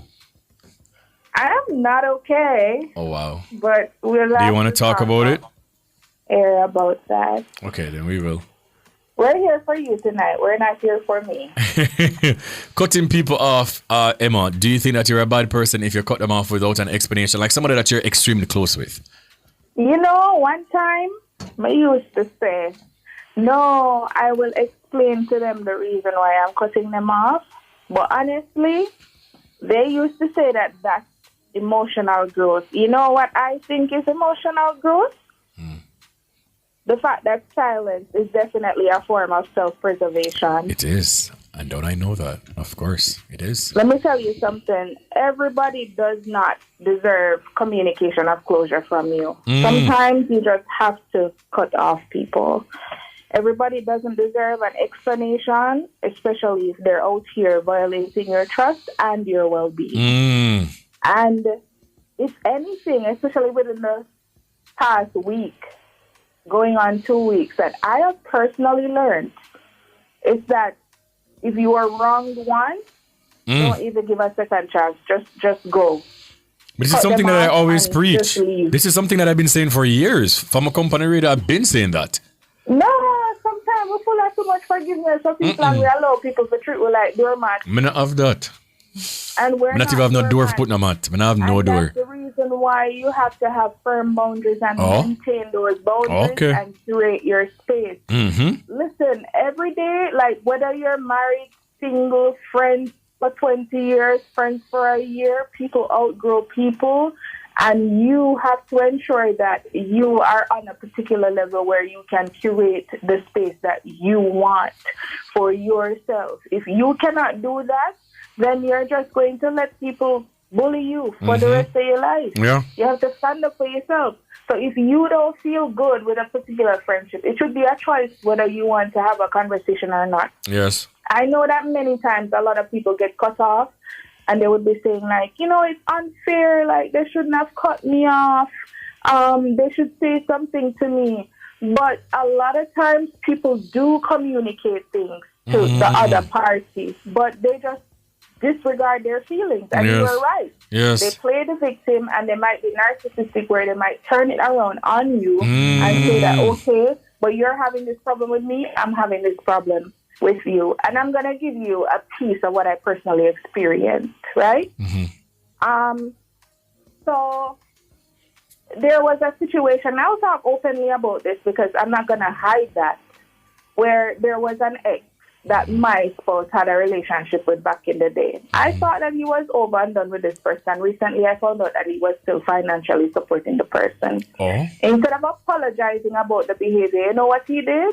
He compared how much money he would have given his wife and how much money he would have spent on his ex and said that, but I was spending more money on you. Instead of her, like, you know, I helped her out. It was a stupid decision, but I spent more on you. That's not an apology, though. An apology saying that I am so sorry I did that. I don't know what happened. Make it work on it, baby, X, Y, Z. But instead, you're justifying your behavior. Yeah. And you're telling me that that's a person that I should give any form of closure? No. You have to run as fast as possible away from people like that. Because if people cannot identify their own mistakes and identify flaws in their own behavior, then why do you want to be around those type of people?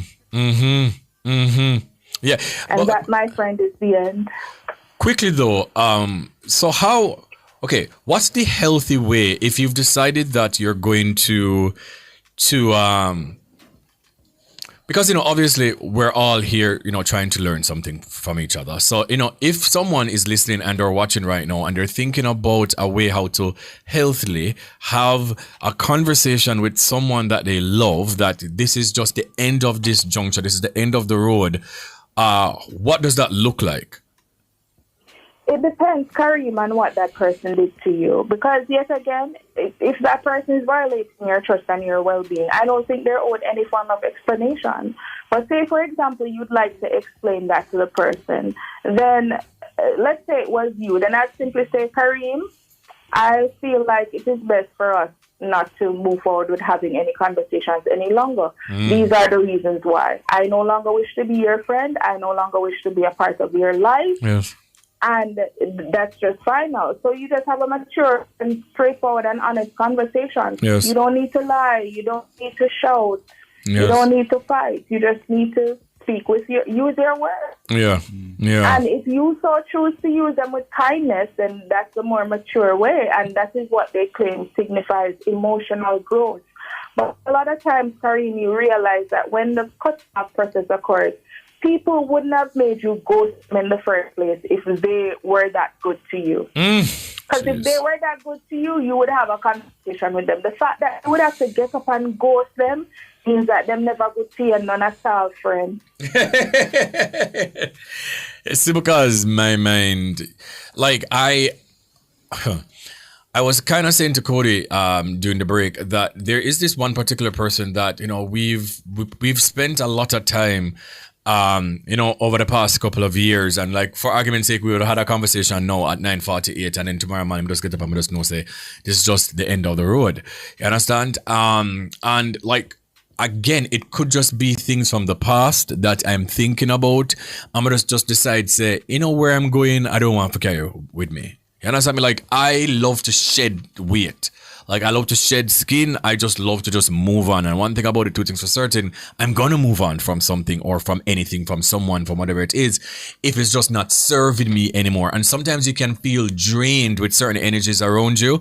And I am big on when I'm within a space with people around me, if I feel like just tired all the time, or I just feel like it is like heavy on me for carry that friendship, yeah, I know that this is just time for me to go and I don't owe you anything. And it's just, I'm through the door. But, you know, Emma, big up yourself and we're going to talk soon, yeah? Yeah, sure. But before we go, though, I just want you to let you know that for anybody that's going through that, though, you have to ask yourself one question. If you're going to say something to this person, is it going to serve your peace or is it going to only prolong the pain that you're in? But anyway, friend, I'll talk to you. I noticed that you haven't been online that much. I was going to reach out to you in the midst of it all, but take care of yourself. Yeah, man, no problem, my friend. Thank you so much, and I'll reach out to you soon, yeah? All right. We'll have a next call on the line. All right. Thanks for calling Bwoyatingz After. People, I'll go through it tonight. Thanks for calling Bwoyatingz After Dark. What is your name? Where you're calling from? Good evening to everybody. Oh, hi, Andre. Cody. Why you make it sound so like? Oh, no. I'm just messing. Cody, hello. Good evening. Good evening. You know. So I'm to Gio. I said good evening to Gio. What's on? Big up yourself. You know, humans are among one of the few species on Earth that know when to let go. And that's a problem. We don't know when to let go because if something is not serving our purpose, why are we holding on to it? Yeah. Every season we have trees that shed and get new leaves, new beginnings. And we don't know when to do that as well, and that's our problem. Yeah. Back in the days, would I say, oh yeah, no, we're not cut off nobody when we're bad for doing that because they deserve an explanation. Nowadays, it's cut off people and let them go on. However, I believe that everybody deserves at least a one conversation to let them know, because you have things that are done unintentionally and you have things that are said unintentionally.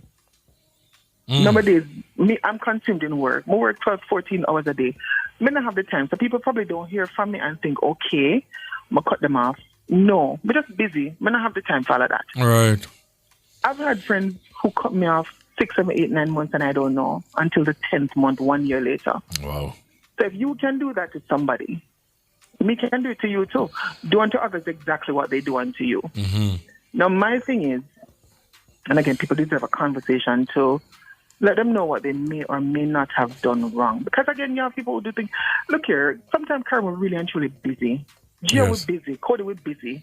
We're living busy lives. Life has carry on with itself. Yeah. We need to have that moment where it's just to us. We need to have that self moment. And you really and truly have to get rid of people. Yeah. I had a friend who cut me off the other day because they were going through something, maybe an emergency, and I never know. And it's 2 weeks later, I find out, say, it was an emergency. Yeah. So you're doing that to me. You have to let people go sometimes. Indeed. And you're never a bad person for letting somebody go. Some people do not deserve the benefit of. Yes. And Emma would have said it earlier. If trust is broken, Yes. that's a non-negotiable.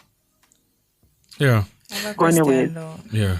How do we deal with the aspect of missing the person? Because sometimes we need to like separate the fact that they did do something that like affected us maybe, but how do you deal with the fact that you are going to miss this person? You spent years building a friendship, you trust this person, you have a bond with them. So how do you navigate, okay, I'm going to cut this person off because they don't serve any purpose, but you miss them so much?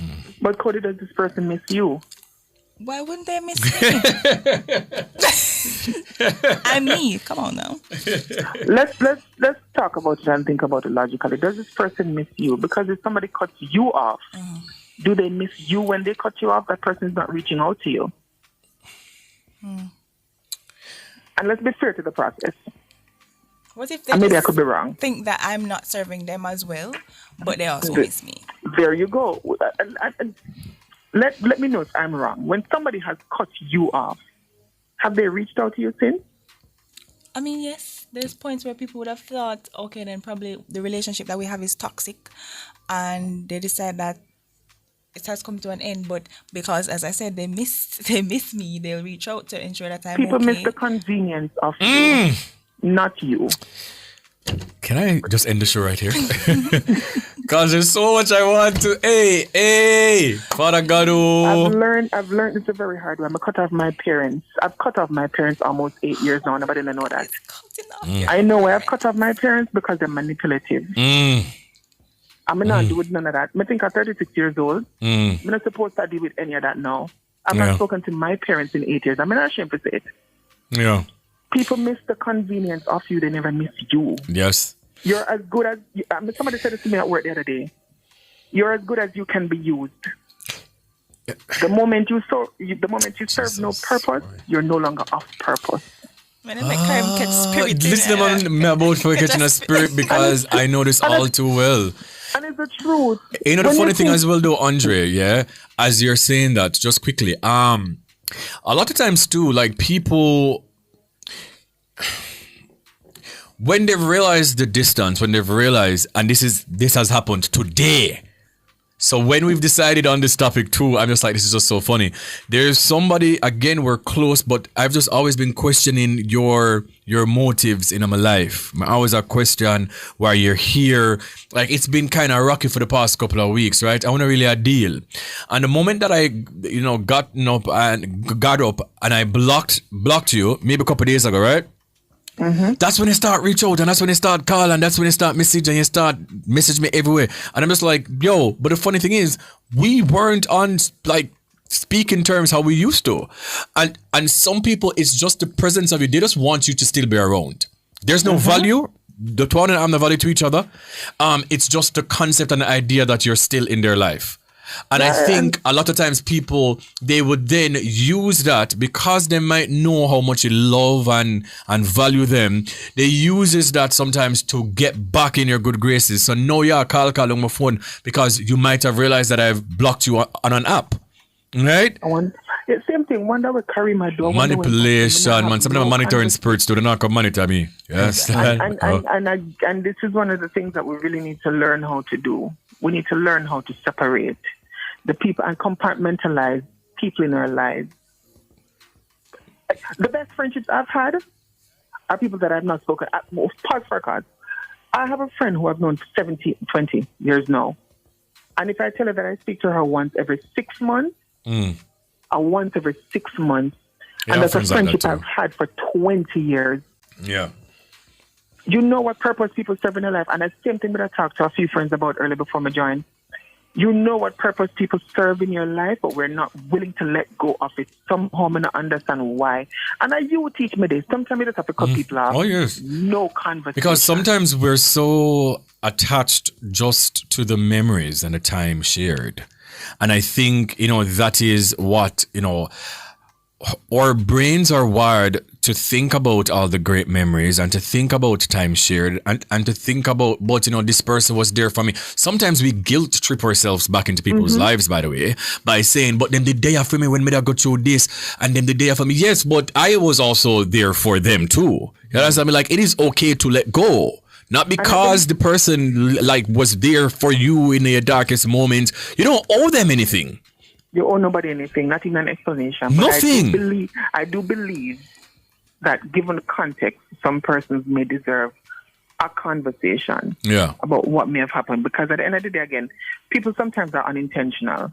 You can't say something when you never mean to say, and there's a misunderstanding, and based on the conversation, then we can fix it and whatever the situation is. But for the most part, man, people go on them ways. Yeah. People are good. 8 billion people in this world. I can't find a next friend. Me not ask you. We just need to understand that you're as good as you can be used to people. You're as good as the convenience you serve to people. If trees can shed every winter, why you can't let go of somebody? Some people are dead weight. That me know. Me not ask Christ. Some people don't serve no purpose to you, but and this is another thing too. We need to understand that people are seasonal. Oh, yes. You are here for me to understand and to enjoy a particular aspect of life. And that is fine. You are here for me to learn a lesson. Yes. Once you learn a lesson, you move on. So to answer Cody's question, how you know when it's time to, how you know when you miss the person, yeah, but go on your ways. It's okay. Anyone miss him, I'm going to drop asleep. You understand? Anytime I feel like I miss him, I go sleep. I'm not ask you. Crazy. I'm going to TJ go get a drink. So you can't trick me. Get behind me, Satan. Not today, neck. All right? Anyways, big up yourself, Andre. Good conversation. Yeah, man, later. Yeah. There was this, point that, oh my God, was just in my mind. There was this point that was just in my mind, man. Yeah, man, like, anyways, can we just start reading a couple of the comments on social media just quickly? Before the break, we have 2 minutes before the break, and then we can just come back in the convo. Majestic Gabby Fee says, also many people aren't mindful and sometimes are not aware. Basically, the same thing what Andre were saying, that sometimes it's unintentional.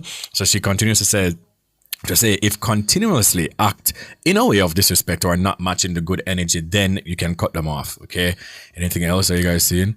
From Twitter, we have from Buttercup answering the question, are you a bad person if you cut someone off without explaining why? She says, will never be. The minute I hear back things nobody else should know about, I'm cutting you off. I've done it multiple times without the other party knowing. And since lately, I cut people off even before, or rather, even for being insensitive towards certain situations. Yeah. Andre Henry says, this is the final one before the break. If your presence doesn't add value, your absence won't make a difference. She says, I was always scared to lose friendship because I thought I needed the so-called friendship. Now, if you slip, you slide. And that is a point that we're going to leave and go to the break. Once again, we're talking about Bunge is going to come back with a conversation and read some more of your comments. And also you guys can call in and chime in and drop your points. This is Bwoyatingz After Dark right here on Nationwide 90 FM. Good time.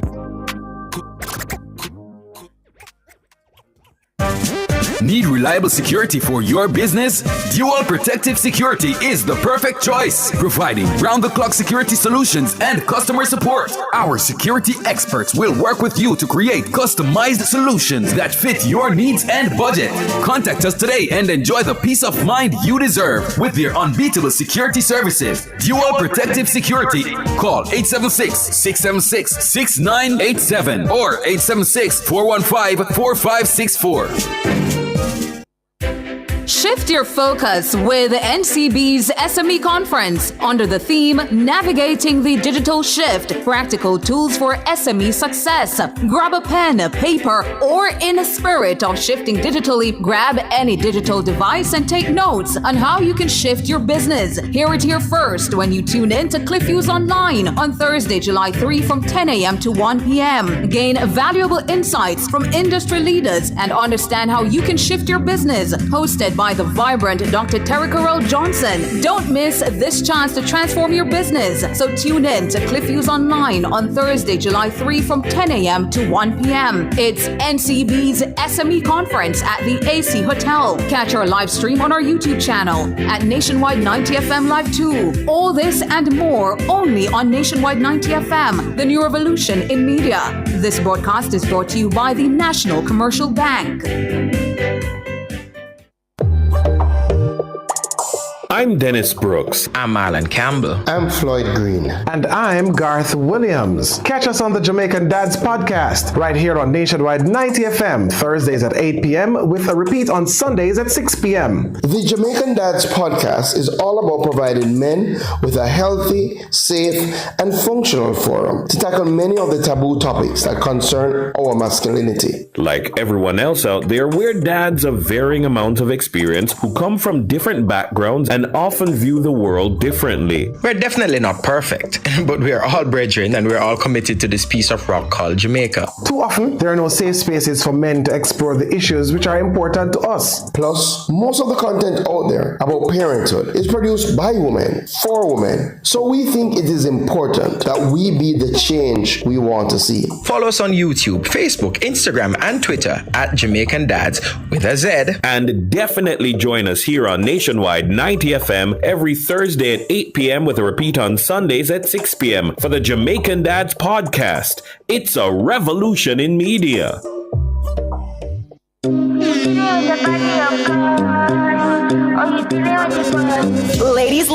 Ladies, tune in to the Design Studio and Outside with Pepita on July 5 from 1 to 5 p.m. as we broadcast live from the Guardian Group Ladies Expo. Mark your calendars for Jamaica's ultimate Ladies' Day Out at the National Arena. Experience over 100 exhibitors featuring fashion, beauty, food and wine tastings, health, finance, career tips, live entertainment, and more. Gather your girlfriends for an unforgettable day of glam, growth, and great vibes. Can't make it? We got you covered. Tune in to the Design Studio and Outside with Pepita on July 5 from 1 to 5 p.m. It's the Guardian Group Ladies Expo, the ultimate Ladies' Day Out. Catch the live stream on our YouTube channel at Nationwide 90 FM Live 2. All this and more only on Nationwide 90 FM, the new revolution in media. This broadcast is brought to you by the Guardian Group and Stewart's Automotive Group.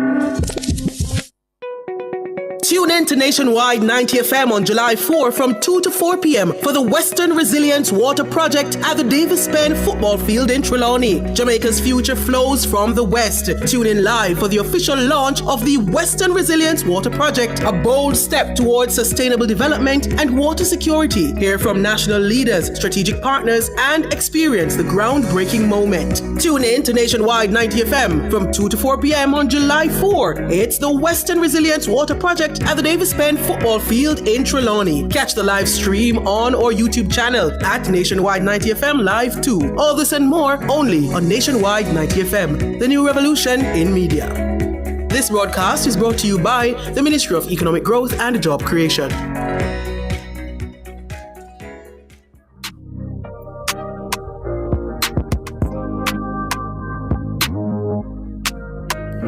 All right, welcome back to Bwoyatingz After Dark. It is a final hour of the show, and tonight we're talking about boundaries, cutting people off. And our question of the night is, are you a bad person if you cut someone off without explaining why? We're in the comments before we get back to the topic. Let me just, get back to some to some comments as well. Let me see on YouTube. Margot Weber says, if your right hand offend you, chop it off. David asks, Davel says some people only know you when it's convenient for them. I know that all too well, and I've spoken about this story on many different platforms. And I know that people hate to hear this, but I test people a lot. I do. Sometimes it's even like indirectly done. Like sometimes it is indirectly done, and it's not until afterwards may I realize, say, oh, you failed the test. And I believe in having friendships that are on tiers. You know, like some of my friends are for different reasons. You know, like some of the friends that I have that I go out with are not the friends I'm gonna get on the phone with at an event and whatever. And I'm also okay with that if I'm your outside friend too, like nothing wrong with that. But I also tried that theory again because when I was outside, I had way more friends. When we did it outside a couple of years ago, like I had way more quote unquote friends because, you know, people that come around and they might get the things them and whatever the case is. When I was outside December for my birthday, there was a surge again of the amount of people that were around me. Everybody started to call because them see me outside. Everybody, yo, we are the later. And I was like, these are people who've never supported me. These are people I never seen a retweet none of my content. I never seen a comment on my content. Or they can't even tell me what station my show is on. Oh, so clearly we're not friends. Like, you've never listened, you never supported. If I say about outside broadcast right now, like, I maybe call you and say, yo, I want you to pull up. Like, can you pull up and do something for me? There are also friends that I would never even ask to be on this show because I know that it's going to be no. And my producers might know who they are. But anyways, put a call up on the line. Hi, good night. Thanks for calling Bwoyatingz After Dark. Name, where you're calling from? Good night, guys. Good night. Good night. Is this Taros? Oh, yeah. What going? Can you sometimes feel like you know my business? I'm a prophet. Come and profit with us. They go through things, they come with the topic them. And that's what this space is for us to vent and, you know, just learn and so on so with the future. You know, just yesterday, because I turned to ChatGPT, you know, for advice. Wow. So just yesterday I was telling ChatGPT about I have this friend and my dad, you know, it don't really matter because we're cutting off point. So I have this friend, she's on work and travel, and she's been there for like 2 months now. And we talk every day, bar none, Sunday to Sunday, every single day for 2 months.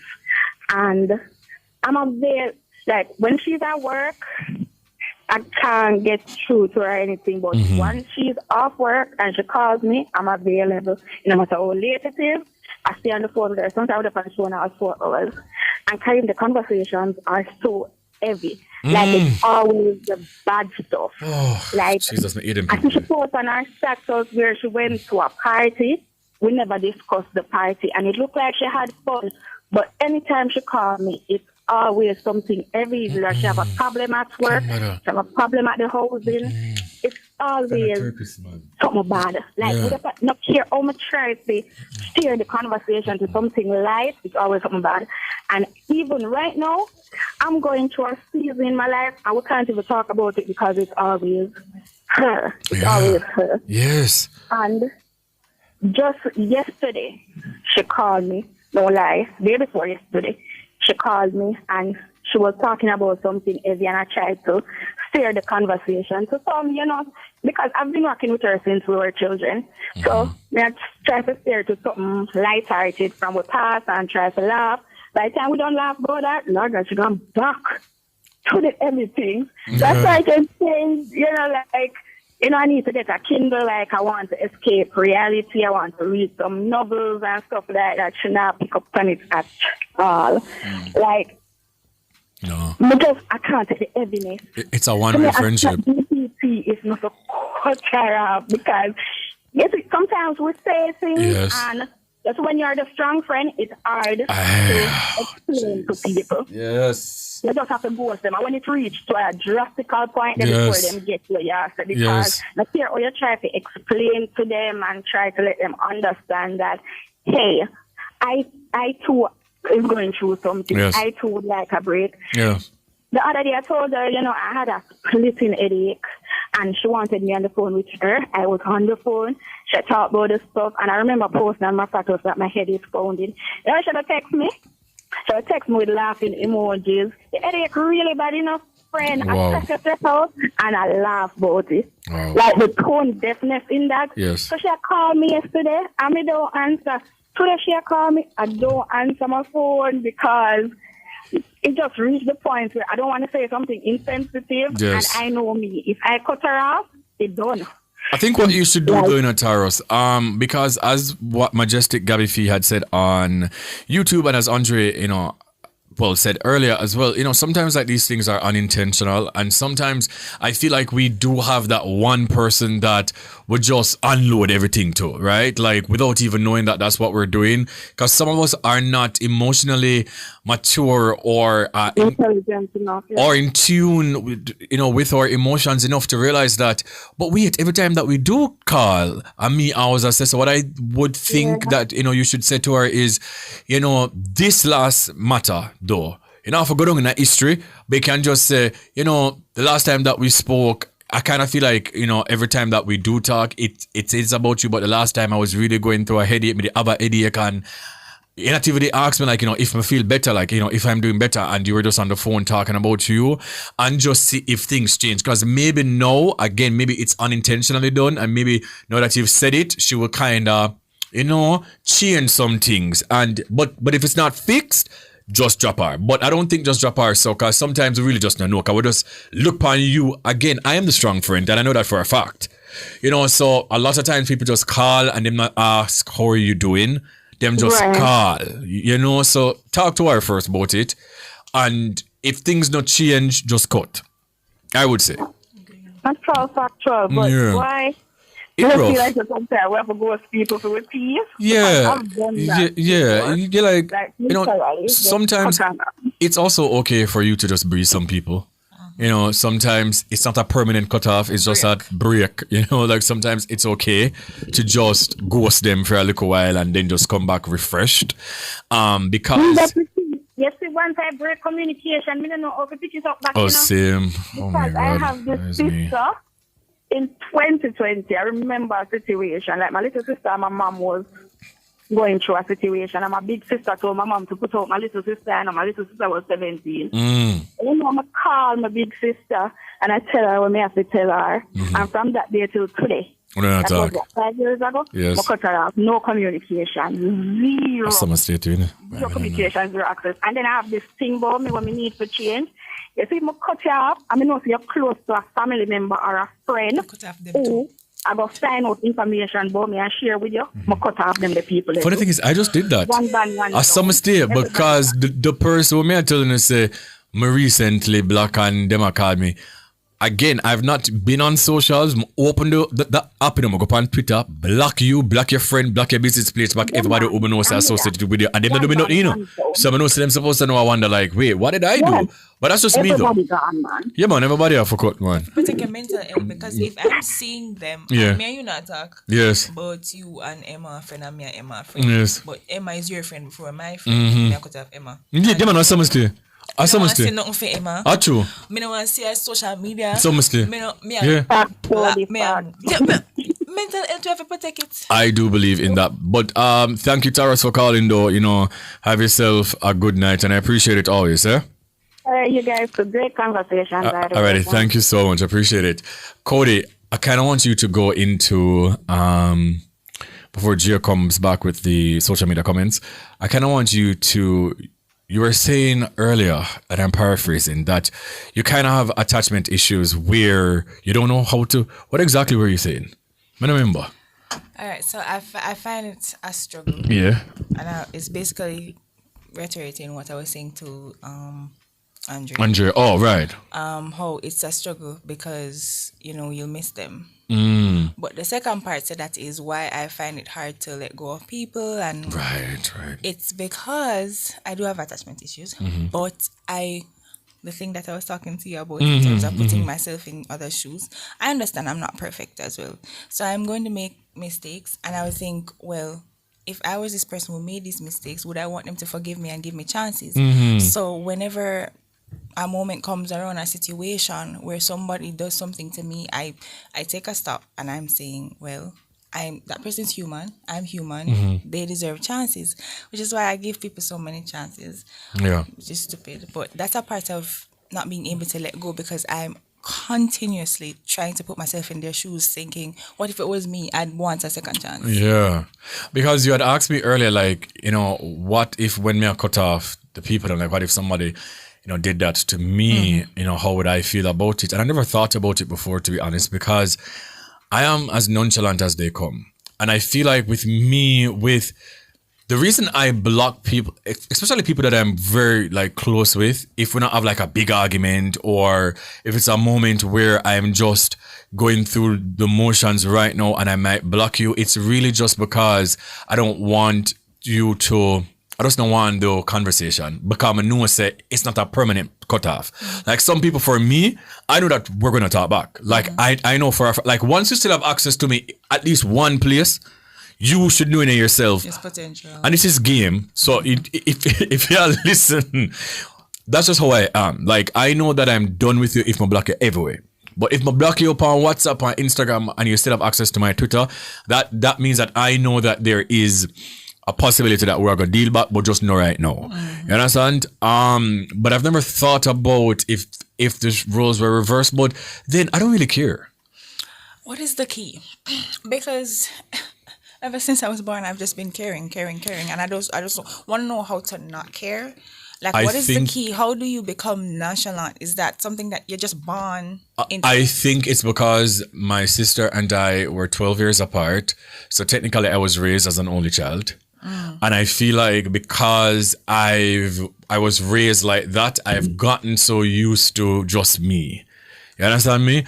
And I also think it's just my environs and my surroundings. Like my mother also doesn't have a lot of friends. Like, yeah, should have our friend, we call her up on our phone and things, but Jackie never really have much people that come out of the house and hang out and whatever. Like, she had friends before she had me, and they're still cool, right? But even once in a while, but I never, I wasn't raised to see people come into the house often and a check up or whatever. So I think because of that, or my situation and circumstances were growing up, it's embedded and ingrained that I am so used to just being by myself and I just don't really care much because again, the age difference between me and my sister, 12 years apart, we're close, but I like say we grew up together, we grew up together.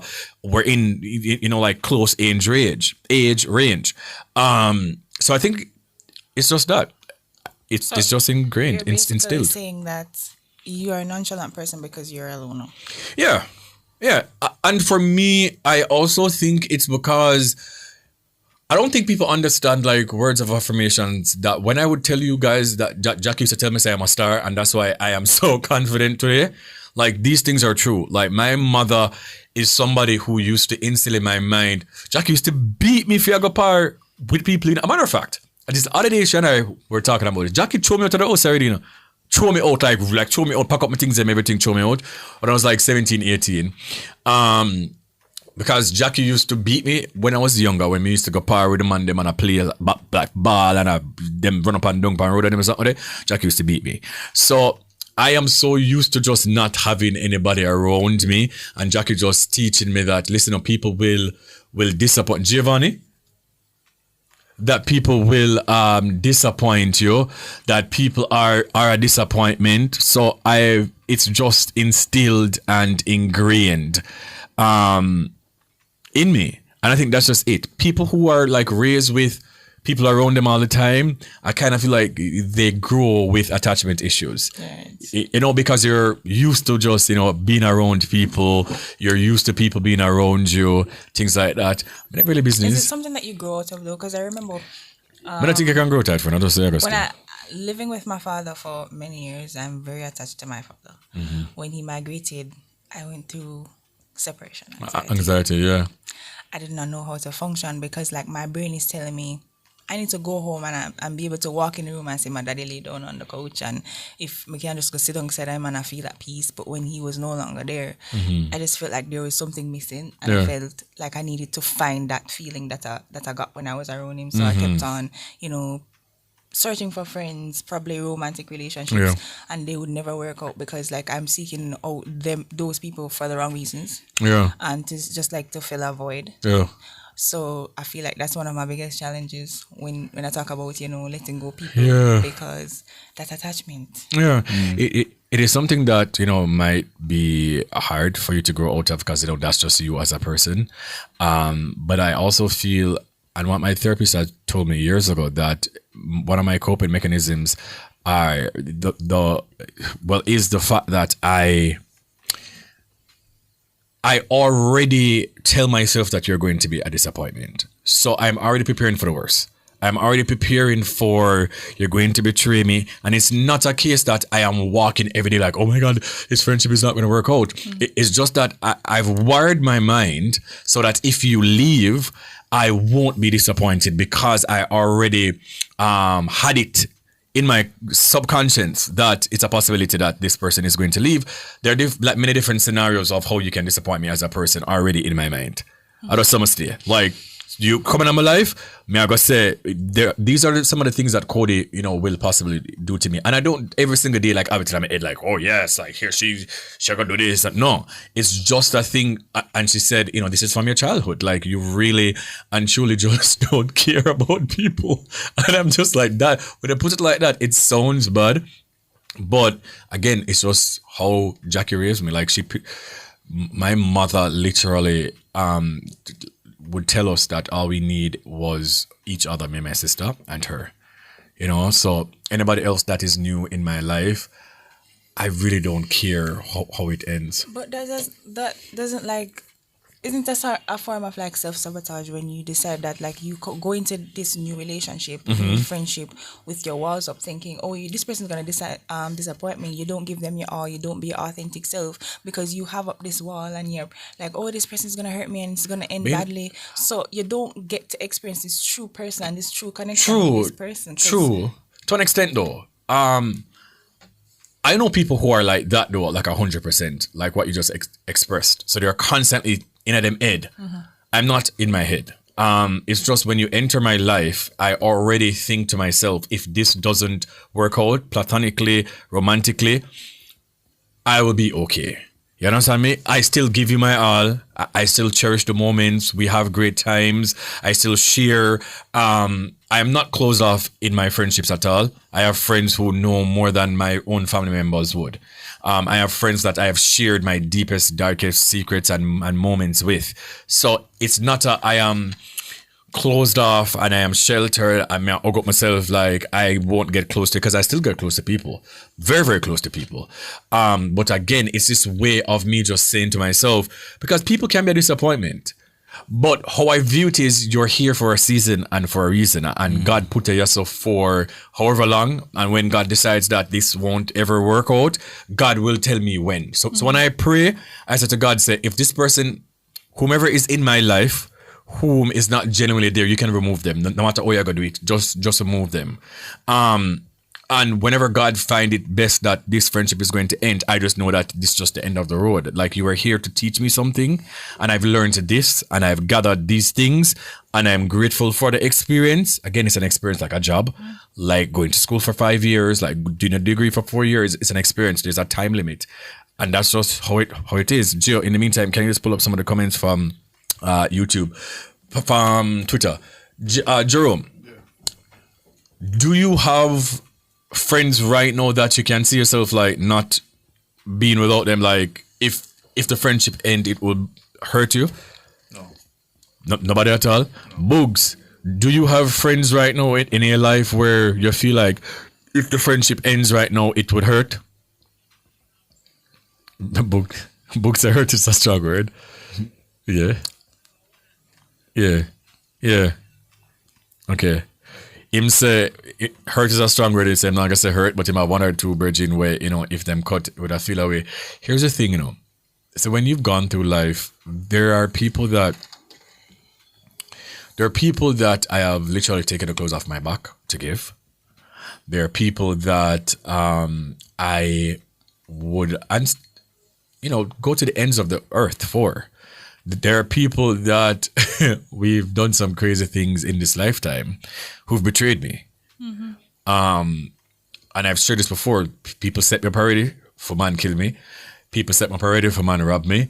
People set me up already for all different things in life. And because of those experiences that I've gone through, I don't think that there's nothing that you can do right now that would surprise me or hurt me. There's absolutely nothing that you can do because I've already gone through it. That's how I feel about relationships, romantic relationship, because like you've gone through so many romantic relationships and they've done so much. What else I can do? Yeah, like I feel like even so there's this thing that's a die by is because I feel like I've been through the worst breakup of my life already. Mm-hmm. So if I go through another breakup, it's not going to be that bad. Same.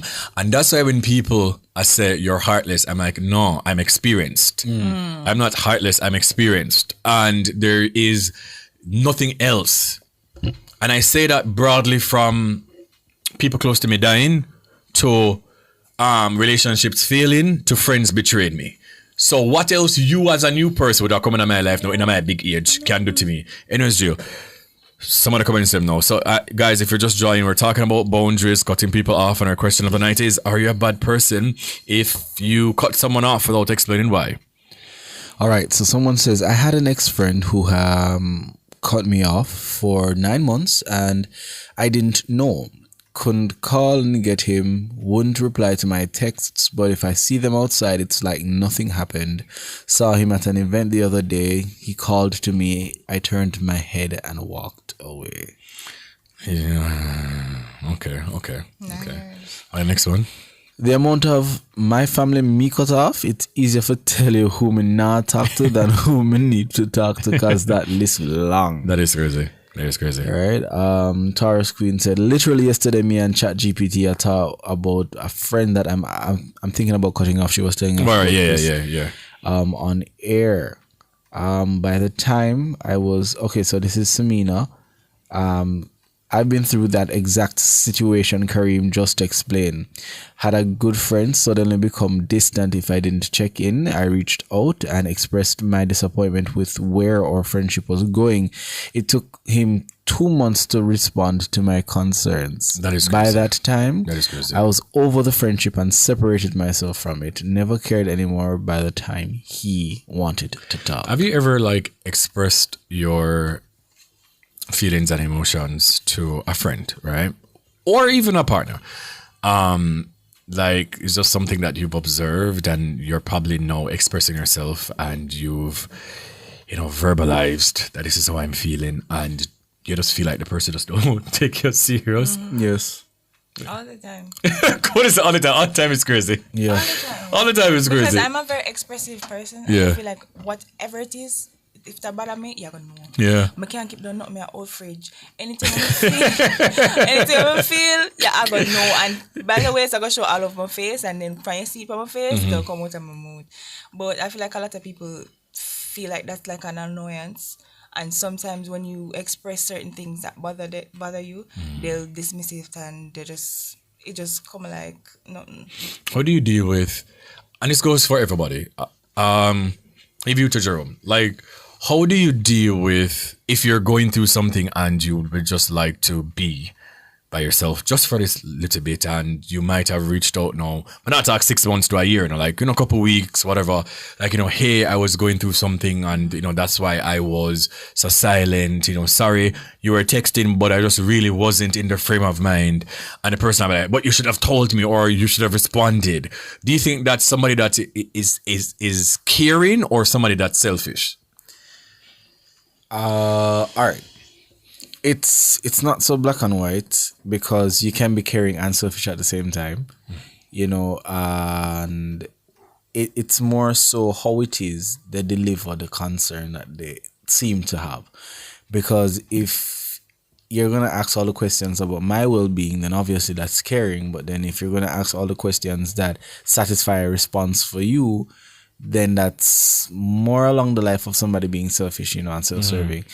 And so it really comes down to wanting to, or rather having the person be very outright with what them talking about and asking about. Because me disappear off of the face of the earth, you supposed to ask me which got me fine. Right. And which called me China all of this in there. You're not supposed to ask me why me not text you or if me couldn't make it to your ball game or something like that. Like there's this part that annoys me though. Quickly, yeah. And they talk about in terms of like you go ghost, right? And they want to make it known that you're not thinking about how I'm worrying about you. Yes, but I went ghost because I'm dealing with a lot right now and I really cannot express it. I can't talk about it. I just want my space.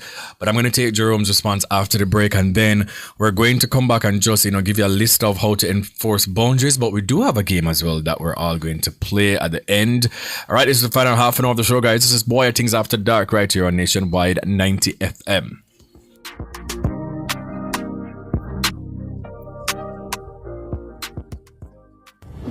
You better stop, drop, and listen up. For all your fire loss prevention and industrial safety needs, go to National Safety Limited. They design, install, supply, and service fire alarm and suppression systems and fire extinguishers. They also sell PPEs, that's personal protective equipment to keep you safe on the job. Plus, they're your source for Timberland safety shoes. Visit their website at nationalsafety.com.jm and follow them on social at National Safety Limited to find out more. National Safety Limited. Your safety is our concern. In Jamaica, your rights are protected by our Constitution. From the right to education to freedom of expression, every citizen deserves respect and dignity. But remember, with rights come responsibilities. Let's uplift and respect each other and stand against injustice. Together, we can make Jamaica a better place for ourselves and future generations. Know your rights. Embrace your responsibilities. This message was brought to you by the Ministry of Legal and Constitutional Affairs. Outperform, outlast. With top performance. Jackhammer. Reliable, full stop, not comma. We have the expertise for drilling and demolition. We have the power tools for plumbers and electrician. Fancy leg tools, 3 parts and 3 repairs. 3 parts, 3 repairs. 2 to 3 years. Hilton, available at Delta Supply, 106 Hagley Park Road. Call us at 876-302-6111-4. Delta Supply, we service what we sell. Shift your focus with NCB's SME Conference under the theme Navigating the Digital Shift, Practical Tools for SME Success. Grab a pen, paper, or in a spirit of shifting digitally, grab any digital device and take notes on how you can shift your business. Hear it here first when you tune in to CliffViews Online on Thursday, July 3 from 10 a.m. to 1 p.m. Gain valuable insights from industry leaders and understand how you can shift your business. Hosted by the vibrant Dr. Terry Carell Johnson. Don't miss this chance to transform your business. So tune in to CliffViews Online on Thursday, July 3 from 10 a.m. to 1 p.m. It's NCB's SME Conference at the AC Hotel. Catch our live stream on our YouTube channel at Nationwide 90 FM Live 2. All this and more only on Nationwide 90 FM, the new revolution in media. This broadcast is brought to you by the National Commercial Bank.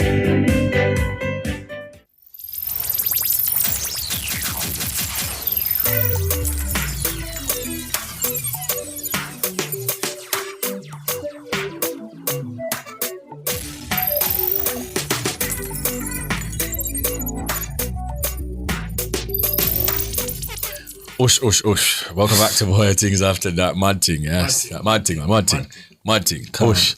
Calm.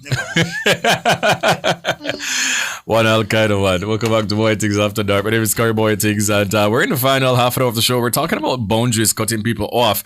And our question of the night is, are you a bad person if you cut off people without explaining why? You guys can just scroll and just tell me if you have like a couple more comments that you want to get into. But Jerome, before we went on a break, I asked a question because I do these things very often where I go off grid.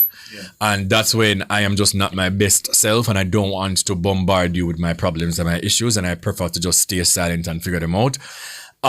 So you go ghost and then you forward back and you say I got missed calls, I got messages, and you reach out to one somebody and say, sorry about that.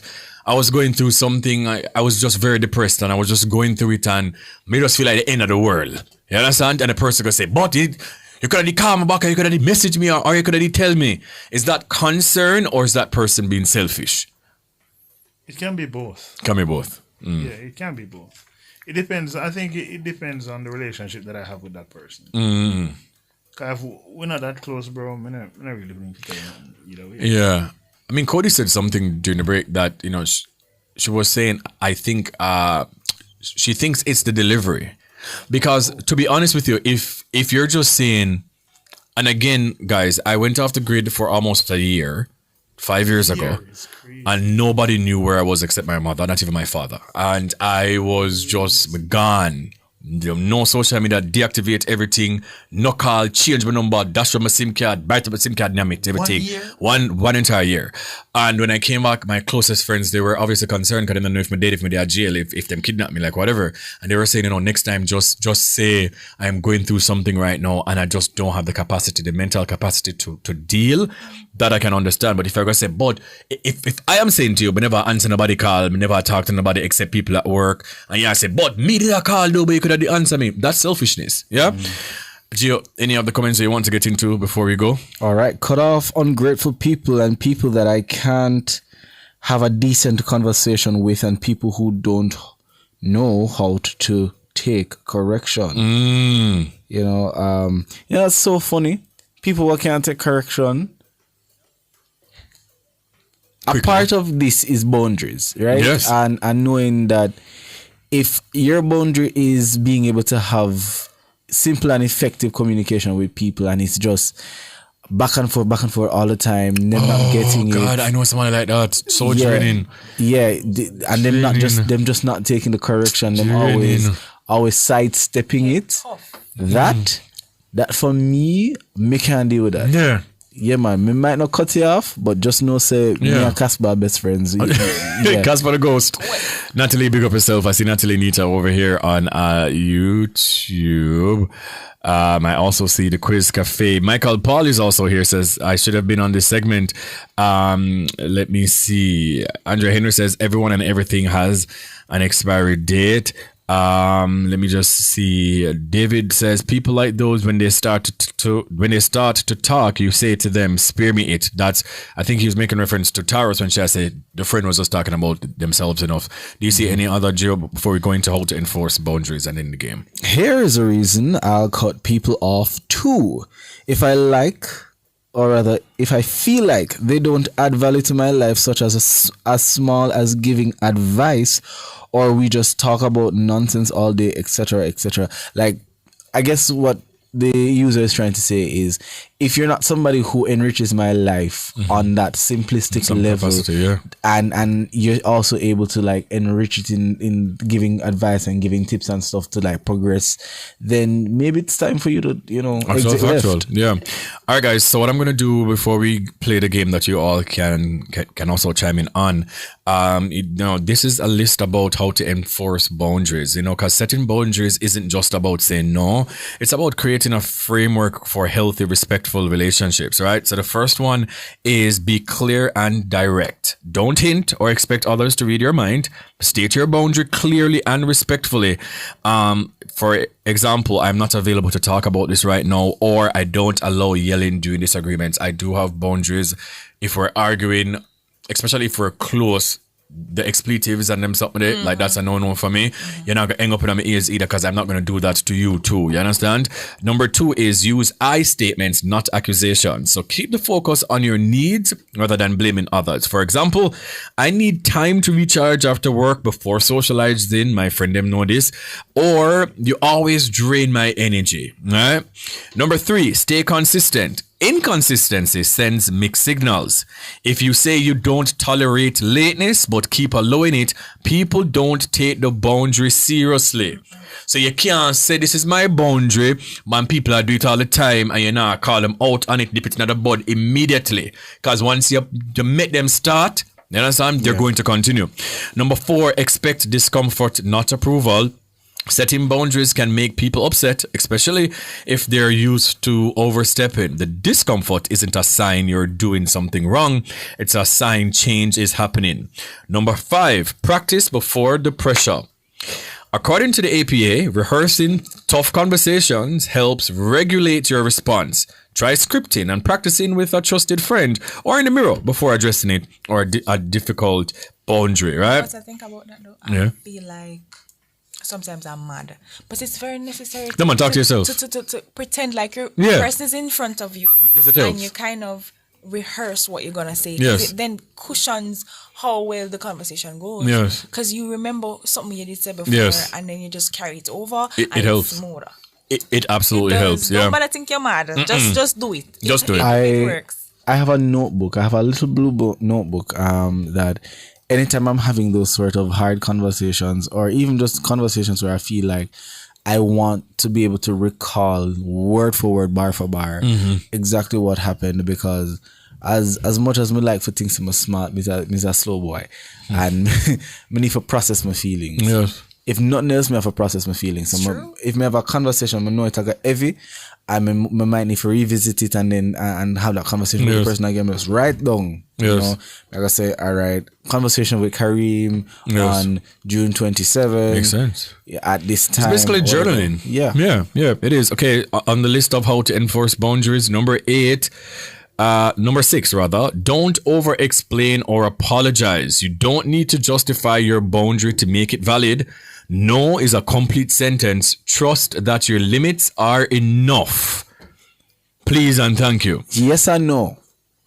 Yes and no. And you don't need to explain nothing to nobody. If you don't like something, you just don't like it. I feel like that is a double-edged sword, and it kind of betrays one part of the boundary setting thing, because you're stealing also the possibility of a conversation that may need clarity.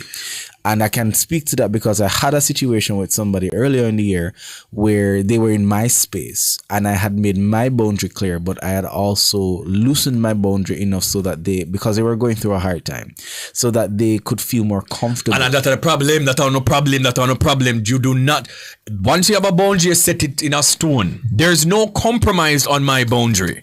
If my boundary is, I don't appreciate when you call my phone and you're shouting immediately when you call my phone. Yes, you act like a normal person. You acknowledge me. Hello, good afternoon. If you have a problem, you're not going to call me and start shout. I'm not going to say, but I'll compromise because you're upset so then you can shout. No. My boundary is, because once I start hear you shouting, I'm going to end the call. Sometimes we compromise too much to make others comfortable so that we can be uncomfortable, and that's not going to fly in my book. My boundary is my boundaries. Either you're going to agree with it or not. And I understand what you're saying, because, sometimes you can tweak some things, just for it to be cohesive in some way, shape, or form, right? But for me, I feel like sometimes we compromise too much for our comfortability for other people. And then we lose out in the end, because once you make it slip through the crack, it's going to happen again and again and again and again and again. Trust and believe me. Anyways, continuing. How to enforce boundaries. Number 7, use distance when necessary. If someone repeatedly disrespects your boundaries, it's okay to create physical or emotional distance. This isn't punishment. It's just protection. You understand? And then I think we have like 2 more. Number 8. Watch your body language. How to enforce boundaries. Number 8, watch your body language. Psychology research shows that assertive posture and calm tone help reinforce verbal boundaries. Crossed arms, darting eyes, or hesitancy can weaken your message. Number 9, remember, boundaries are for you, not to control others. They're not about changing people. They're about changing your response to what you allow. You can't control someone's behavior, but you can control your access and availability. And number 10, seek support if you struggle. If setting boundaries feels triggering or anxiety inducing, that's valid. Therapy, journaling, or boundary specific resources can help, right? So those are 10 tips on how to set boundaries. So we're going to play this game. We have 15 minutes. Okay, great. Cut, confront, continue. You guys on YouTube can play. You guys on X can also play. We're all going to play inside of the studio. Right. So David says, yes, my way or the highway. Okay, so this is cut, confront, continue. In this situation-based game, we're gonna read some scenarios, and all of us are gonna decide, cut them off, confront them, or continue with caution. Okay? Number 1, and Jerome, you're also playing. Number 1, your friend keeps making slick comments about your weight or appearance, but always says, but it's a joke, man. Good joke with appearance. Go joke with a mother where two corner teeth them come out of her mouth. First of all, if you know I'm insecure about my body and you continuously joke about it, that's something I don't You care go about. joke with your parents. No, thank you. We don't need to be friends. Cut. Yeah. Because you're my friend, you're supposed to know that certain things they just don't comment on. Yeah. If it's somebody's appearance and their weight, you Yes. don't comment on it. You don't joke about it at all. And I don't deal with people like that. So you're going to cut? Okay, Gio, cut, confront, or continue? I'm going to confront. Confront first. Yeah. Yeah. Yeah, But I if it feel like- continues, cut? Yeah, man. If you are going to do it again, you have to. Yeah. All right, Jerome, cut. Oh. I do agree. Okay, so Jerome agrees with Gio. Bugs, if somebody keep on a comment on you, Bug says confront. Okay. Number 2, you've been seeing someone for months, but they still hide you from their socials and refer to you as just a friend. I'm going to continue because that's what I do. As for me and my household, okay? Wicked. I'll be a sis, your name. Yeah, son, be a hey friend. I want to know what's going on here. What are we friends for real or are we something else? 'Cause like what do you mean? it would have been expressed obviously that I just don't do public relationships, and like this is just something. This is my boundary. You understand? And if you're okay with that, but yeah, Cody said no. So you're a confront. I go confront. Confront, Gio. I go confront. Confront. Yeah. Depends. Yeah. On. How public is it? Oh, okay. Some of my people them I say cut on YouTube. Bugs, for you, you've been seeing somebody for months, but they still hide you from their socials and refer to you as a friend. Cut, confront, or continue? Books ever continue. Books are like, nah, but oh my god. By the way, guys, I'm seeing some of the tweets where people are just saying, at this point, I really did just speak to Kareem or I'm in on my head because there's no way. I am Brittany says number 2 is confront and then continue. So number 2 is about seeing the person. Okay. All right. Number 3 is your sibling borrows money off the please. Never pays it back and calls you mean when you say no. God. Continue. I'm a sibling. Continue. It is a sibling thing. You're only child. Yeah, are you alone, girl? No. May I continue? I've been through so many scenarios. Yeah. See, I cut off your sister? What? Me not ramp. Here's the thing. Anybody. Listen, when it comes down to money, I believe that there is certain boundaries you have to set for yourself. Trust me. Or them just going to take it as a habit every time. And that was. But is your sibling? Yeah, cut off your sister. No matter what. And the moment me start say, yo, you want it back? there is no. I think it kind of depends on the world. on how the person responds though. Continue. Yeah. Okay. Yeah. Books are continue to. Your sibling borrows money often, never pays it back, and calls you mean when you ask. When you say no. Okay, so Book said him a confront. Oh, yeah. Jerome said him go just cut off them sister just so. Better have my money. Jerome is right. You better have my money. David says DJ Job is right. Samina World says continue. Andrea Henry says I'm indifferent. It depends on the length of time. I am Brittany says for number 3 is continue. Okay. Number 4. Your coworker is cool, but constantly takes credit for your ideas in front of your boss. Let me tell you something. May I confront you in front of my boss? Oh. Because what you mean? Yeah. May I confront you and then I cut you off because you know me no good. No, me not cut you off. No, may I confront you first, then may I cut you off. Clearly, I have to agree. My boss, I think anybody that works there at Nationwide should know what my response is going to be. That because I cut it off. Yeah, cut off. I don't really care. No, but like you need to make them Oh no! know that. Firstly, I'm going to Mr. Hughes. Like what Jerome did say that this was my idea. Yeah, exactly. Yeah. In front of the boss. Yeah. And then I cut it off. I don't really care much about work relationships. I just imagine Kareem just coming, with him little JC pouch. Yeah. Just fix him glasses on him. He's like, Uncle Cliff? Yeah, man. Yeah. Come here. Come here, Jerome. Mr. Hughes? Yeah. I heard a conversation between you and Jerome, and he had a very wonderful idea. That's mine. Yeah. That's mine. Man, I ask you. So we're not put on the pouch. What are we doing? Yeah. What are we doing? Trust me, people, Mr. Hughes, George Davis, Simone, who's the HR manager, the GM, them know say me not really played in the game there. You understand? I don't really care much for work relationships. I'm here to work and go to my You dad. ever sit down in our meeting with Karim? Very serious, man. Karim stays silent. No. I see. The moment you say something, sorry. And him farmer with it too, you know. You might go call everybody by name, first and last name, and it's like, Joan Shervington, and but per our last conversation, and I don't play. Yeah. Because there are a lot of people, you know, who, unfortunately, this happens a lot within the work world, you know, where people just take your idea, don't give you any credit, and they might get everything from it. I'm gonna play them the game there. I Am Brittany says confront, then cut them off. Let me see. Everybody else is okay. So Andre Henry says continue cautiously. Majestic Gabafi says confront. David says cut off, and Samina World says exactly what Cody said. How Okay, will Andre work? I wish about him work. Andre Henry is a woman. So I'm not sure. Andrea won't way work. You don't have to tell me exactly where spot. Just tell me the sector. Right. So number 5, your longtime friend only calls when they're going through drama, but disappears when it's your turn. Bugs you first. Cut, confront, or continue. Bugs say my cut. Bugs even my ear. Cody, you? Confront. Confront first. Okay. Giovanni? I feel like me that double agent that one there, so me go continue cautiously. Continue cautiously. But me go cut you off if me realize say is a deliberate thing. Okay. Yeah. Okay, Jerome said good. See, now I'm going to say to the person, say, boy. Yeah, like you know. I realize there's a pattern. Why is it when I need you, Jerome said no, cut. And if your attitude don't change after that, then cut. Yeah. But sometimes people don't realize what they're doing and don't realize.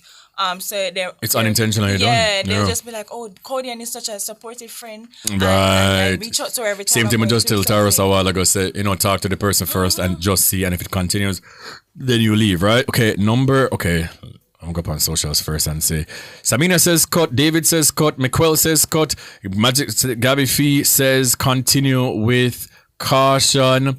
I Am Brittany says confront. Okay. Number 6, your partner still talks to their ex as a friend, even after you've said it makes you uncomfortable. Still talks to their ex. What the for them ex? September, I don't care. Okay, so about the one before Friday was saying always vanish when I need you. Yeah, confront then cut off. Okay, so your partner. Okay, so your person with you, David, still talk to them. Still talk to their ex as a friend, but it makes you, the current person, uncomfortable. Cut, confront, continue. Bugs? We confront. Bugs? No, we already talked about confront and then remember, so we tell them, so we uncomfortable. So we confront already. We need to cut you now. Bugs say, well, then I cut that. Okay. Jerome? Cut. I feel what he yammed over this, though. No, this is more on my side because I'm good with some of my exes. Yes, but the person don't feel comfortable. Yeah, and they know it's not like say, oh, it's just like from the jump you realize. No, they know already and them still do it. No more confrontation, are they? No, well. If you are gonna do me, I'm gonna say me and my ex them cool. So it's either we not do this or not. It kind of depends on the level of relationship that you guys have. Like, because if it's just a cordial relationship, I understand. Yeah. You know, Samina World says confront. Miquel says cut. Majestic Gabifi said that's a cut. Floyd says talk to their ex, confront, then cut off. This choice is based on the given scenario. I Am Brittany says confront. Okay, number seven. Your parent refuses to acknowledge boundaries and shares your personal business with other family members. Never story. We don't have the time for the story. No, quick. 4 minutes left. Quick. Karim, you know some I have one bag of work. You see me? So like my father said something to his best friend, female best friend. Outside of my hearing, I may hear it back from somebody else. But I have one bag of work and I have the money. Mm-hmm. So so I run up on him. As you should. Sometimes my parents just start to watch. Sir, may I ask you a question? How much money you pay towards my tuition? Yeah, don't do that. So I confront him. Yes. Sometimes they just need to understand themselves. They feel like say, as a parent, so them can't say what they want to say. Real. But you have to clap them sometime. I mean, I would say confront. I would say confront. Yeah, Books? Yeah. Again, maybe cut you. Jesus Christ. Joe is strict over here. With the parents? We got Edward Scissorhands over there. Yeah. All right, so let me see on socials real quick. Okay, I am Brittany says, hold on, come again, confront. But let me see on the YouTube. Andrea Henry says, boundaries and respect are highly advised. David says, confront. Miquel says, confront. Parents. Yeah, parent. Hey, parent. Floydie says confront. Okay. Number 8. Your best friend gets engaged and doesn't invite you to the proposal or involve you in any planning. I mean, to the proposal, it could be a surprise, and it can be like pretty intimate where it's just the two of them or like parents and just them. I wouldn't get upset about that. As it relates to the planning, I'm not a wedding planner, so I could care less. As long as I am invited to your wedding. No, if it's the wedding. Yeah, and invite me, then I'll cut you off. Yeah, like, why am I not at your wedding? I'm your best friend. What if he's a friend where them very judgy, they're judgmental about things? No, they invite you to my wedding. So you're Jerome, your best friend must say. Your best friend. Jerome, I forgot Jerome. Jerome, I forgot on good glass casket. Excuse me. No. Your wedding? Watch. Proposal is fine. Then you think Shav could have married and me not in a wedding? More after the Not even invited. I am going to be in the wedding. Oh, you have to be in there. The wedding. But Shav know that already. Wedding party. Shav don't know that. I gotta be the best man. Everything. My name for the pump program. Something like me, I give the speech. What do you mean? Like, what do you mean? Because this is a very pivotal moment of your life. Like, why would you not share that moment with me? Exactly. Like, why am I not gonna do it? I guess we're coming on. Fladdy says confront. Samina says continue. David says cut. Miquel says cut. So someone just want proposal. For one proposal, I don't really care much about a proposal. I don't for my friend them propose. I am Brittany says me gonna feel bad, but maybe continue. I don't for my friend them propose and even married. So that have nothing to do with me. I don't gotta be there. To be honest, Bugs, do you really care much for that? Continue. Okay, so Bugs are continue. Okay, number 9. A friend from your past suddenly pops up only to ask for a favor or a connection without checking in on you first. It's kind of tricky. Confront. Very tricky. Because I have some, and I'm a friend. Yeah. Sometimes. Good like that. Right. And them can link me anytime. Yeah. I mean, I reach out randomly to people all the time. Yeah. But this happened to me recently still, because my virgin was... I always check on him because him come from country and him live in a town now. And him just disappear for one whole month. I mean, I check in, no response. But out of nowhere, him come with, a request for something. Well, if it's something like that, then fine. But if we just not talk for a while, continue. Because I do it all the time. Like, some friends don't really keep up with, especially in the line of work that we have. You might call somebody for a favor, like, hey, can I get a number for XYZ, or can you link with somebody? I would continue. I'm sure that Books is a continue. Yes, yeah. And the final one. Okay, so before we do that, I am Brit. Okay, so I'm going to send a response yet. Andrea Henry says continue. Samina World says cut. Majestic says continue. Golden says my friend did that to me in COVID time, and when I checked it out, a lot of people that she wasn't even close to was there. That's about the wedding situation. Golden, as someone else said, me I cut off the person today. Michael says continue. David says continue. I mean, again, in the line of work that we do, we ask for favors all the time. I am Brittany says continue just because of my good heart.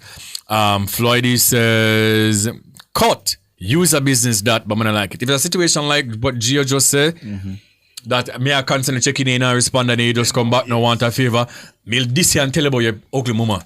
And I ask her, yes, sir? Yeah, I just made that.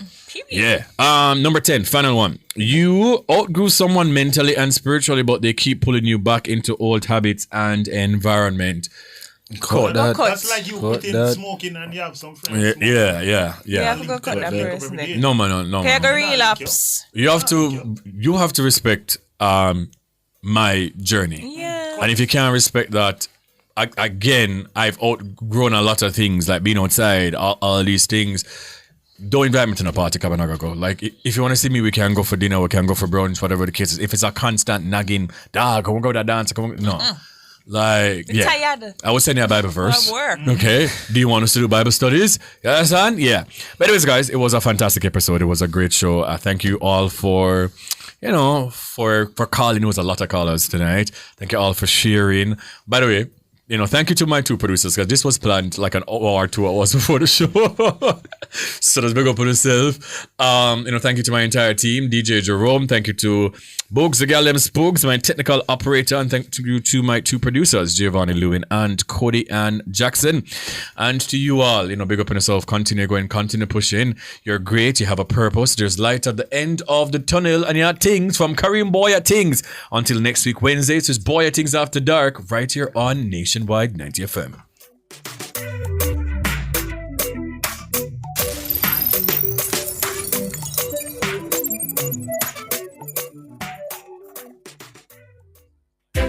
Shift your focus.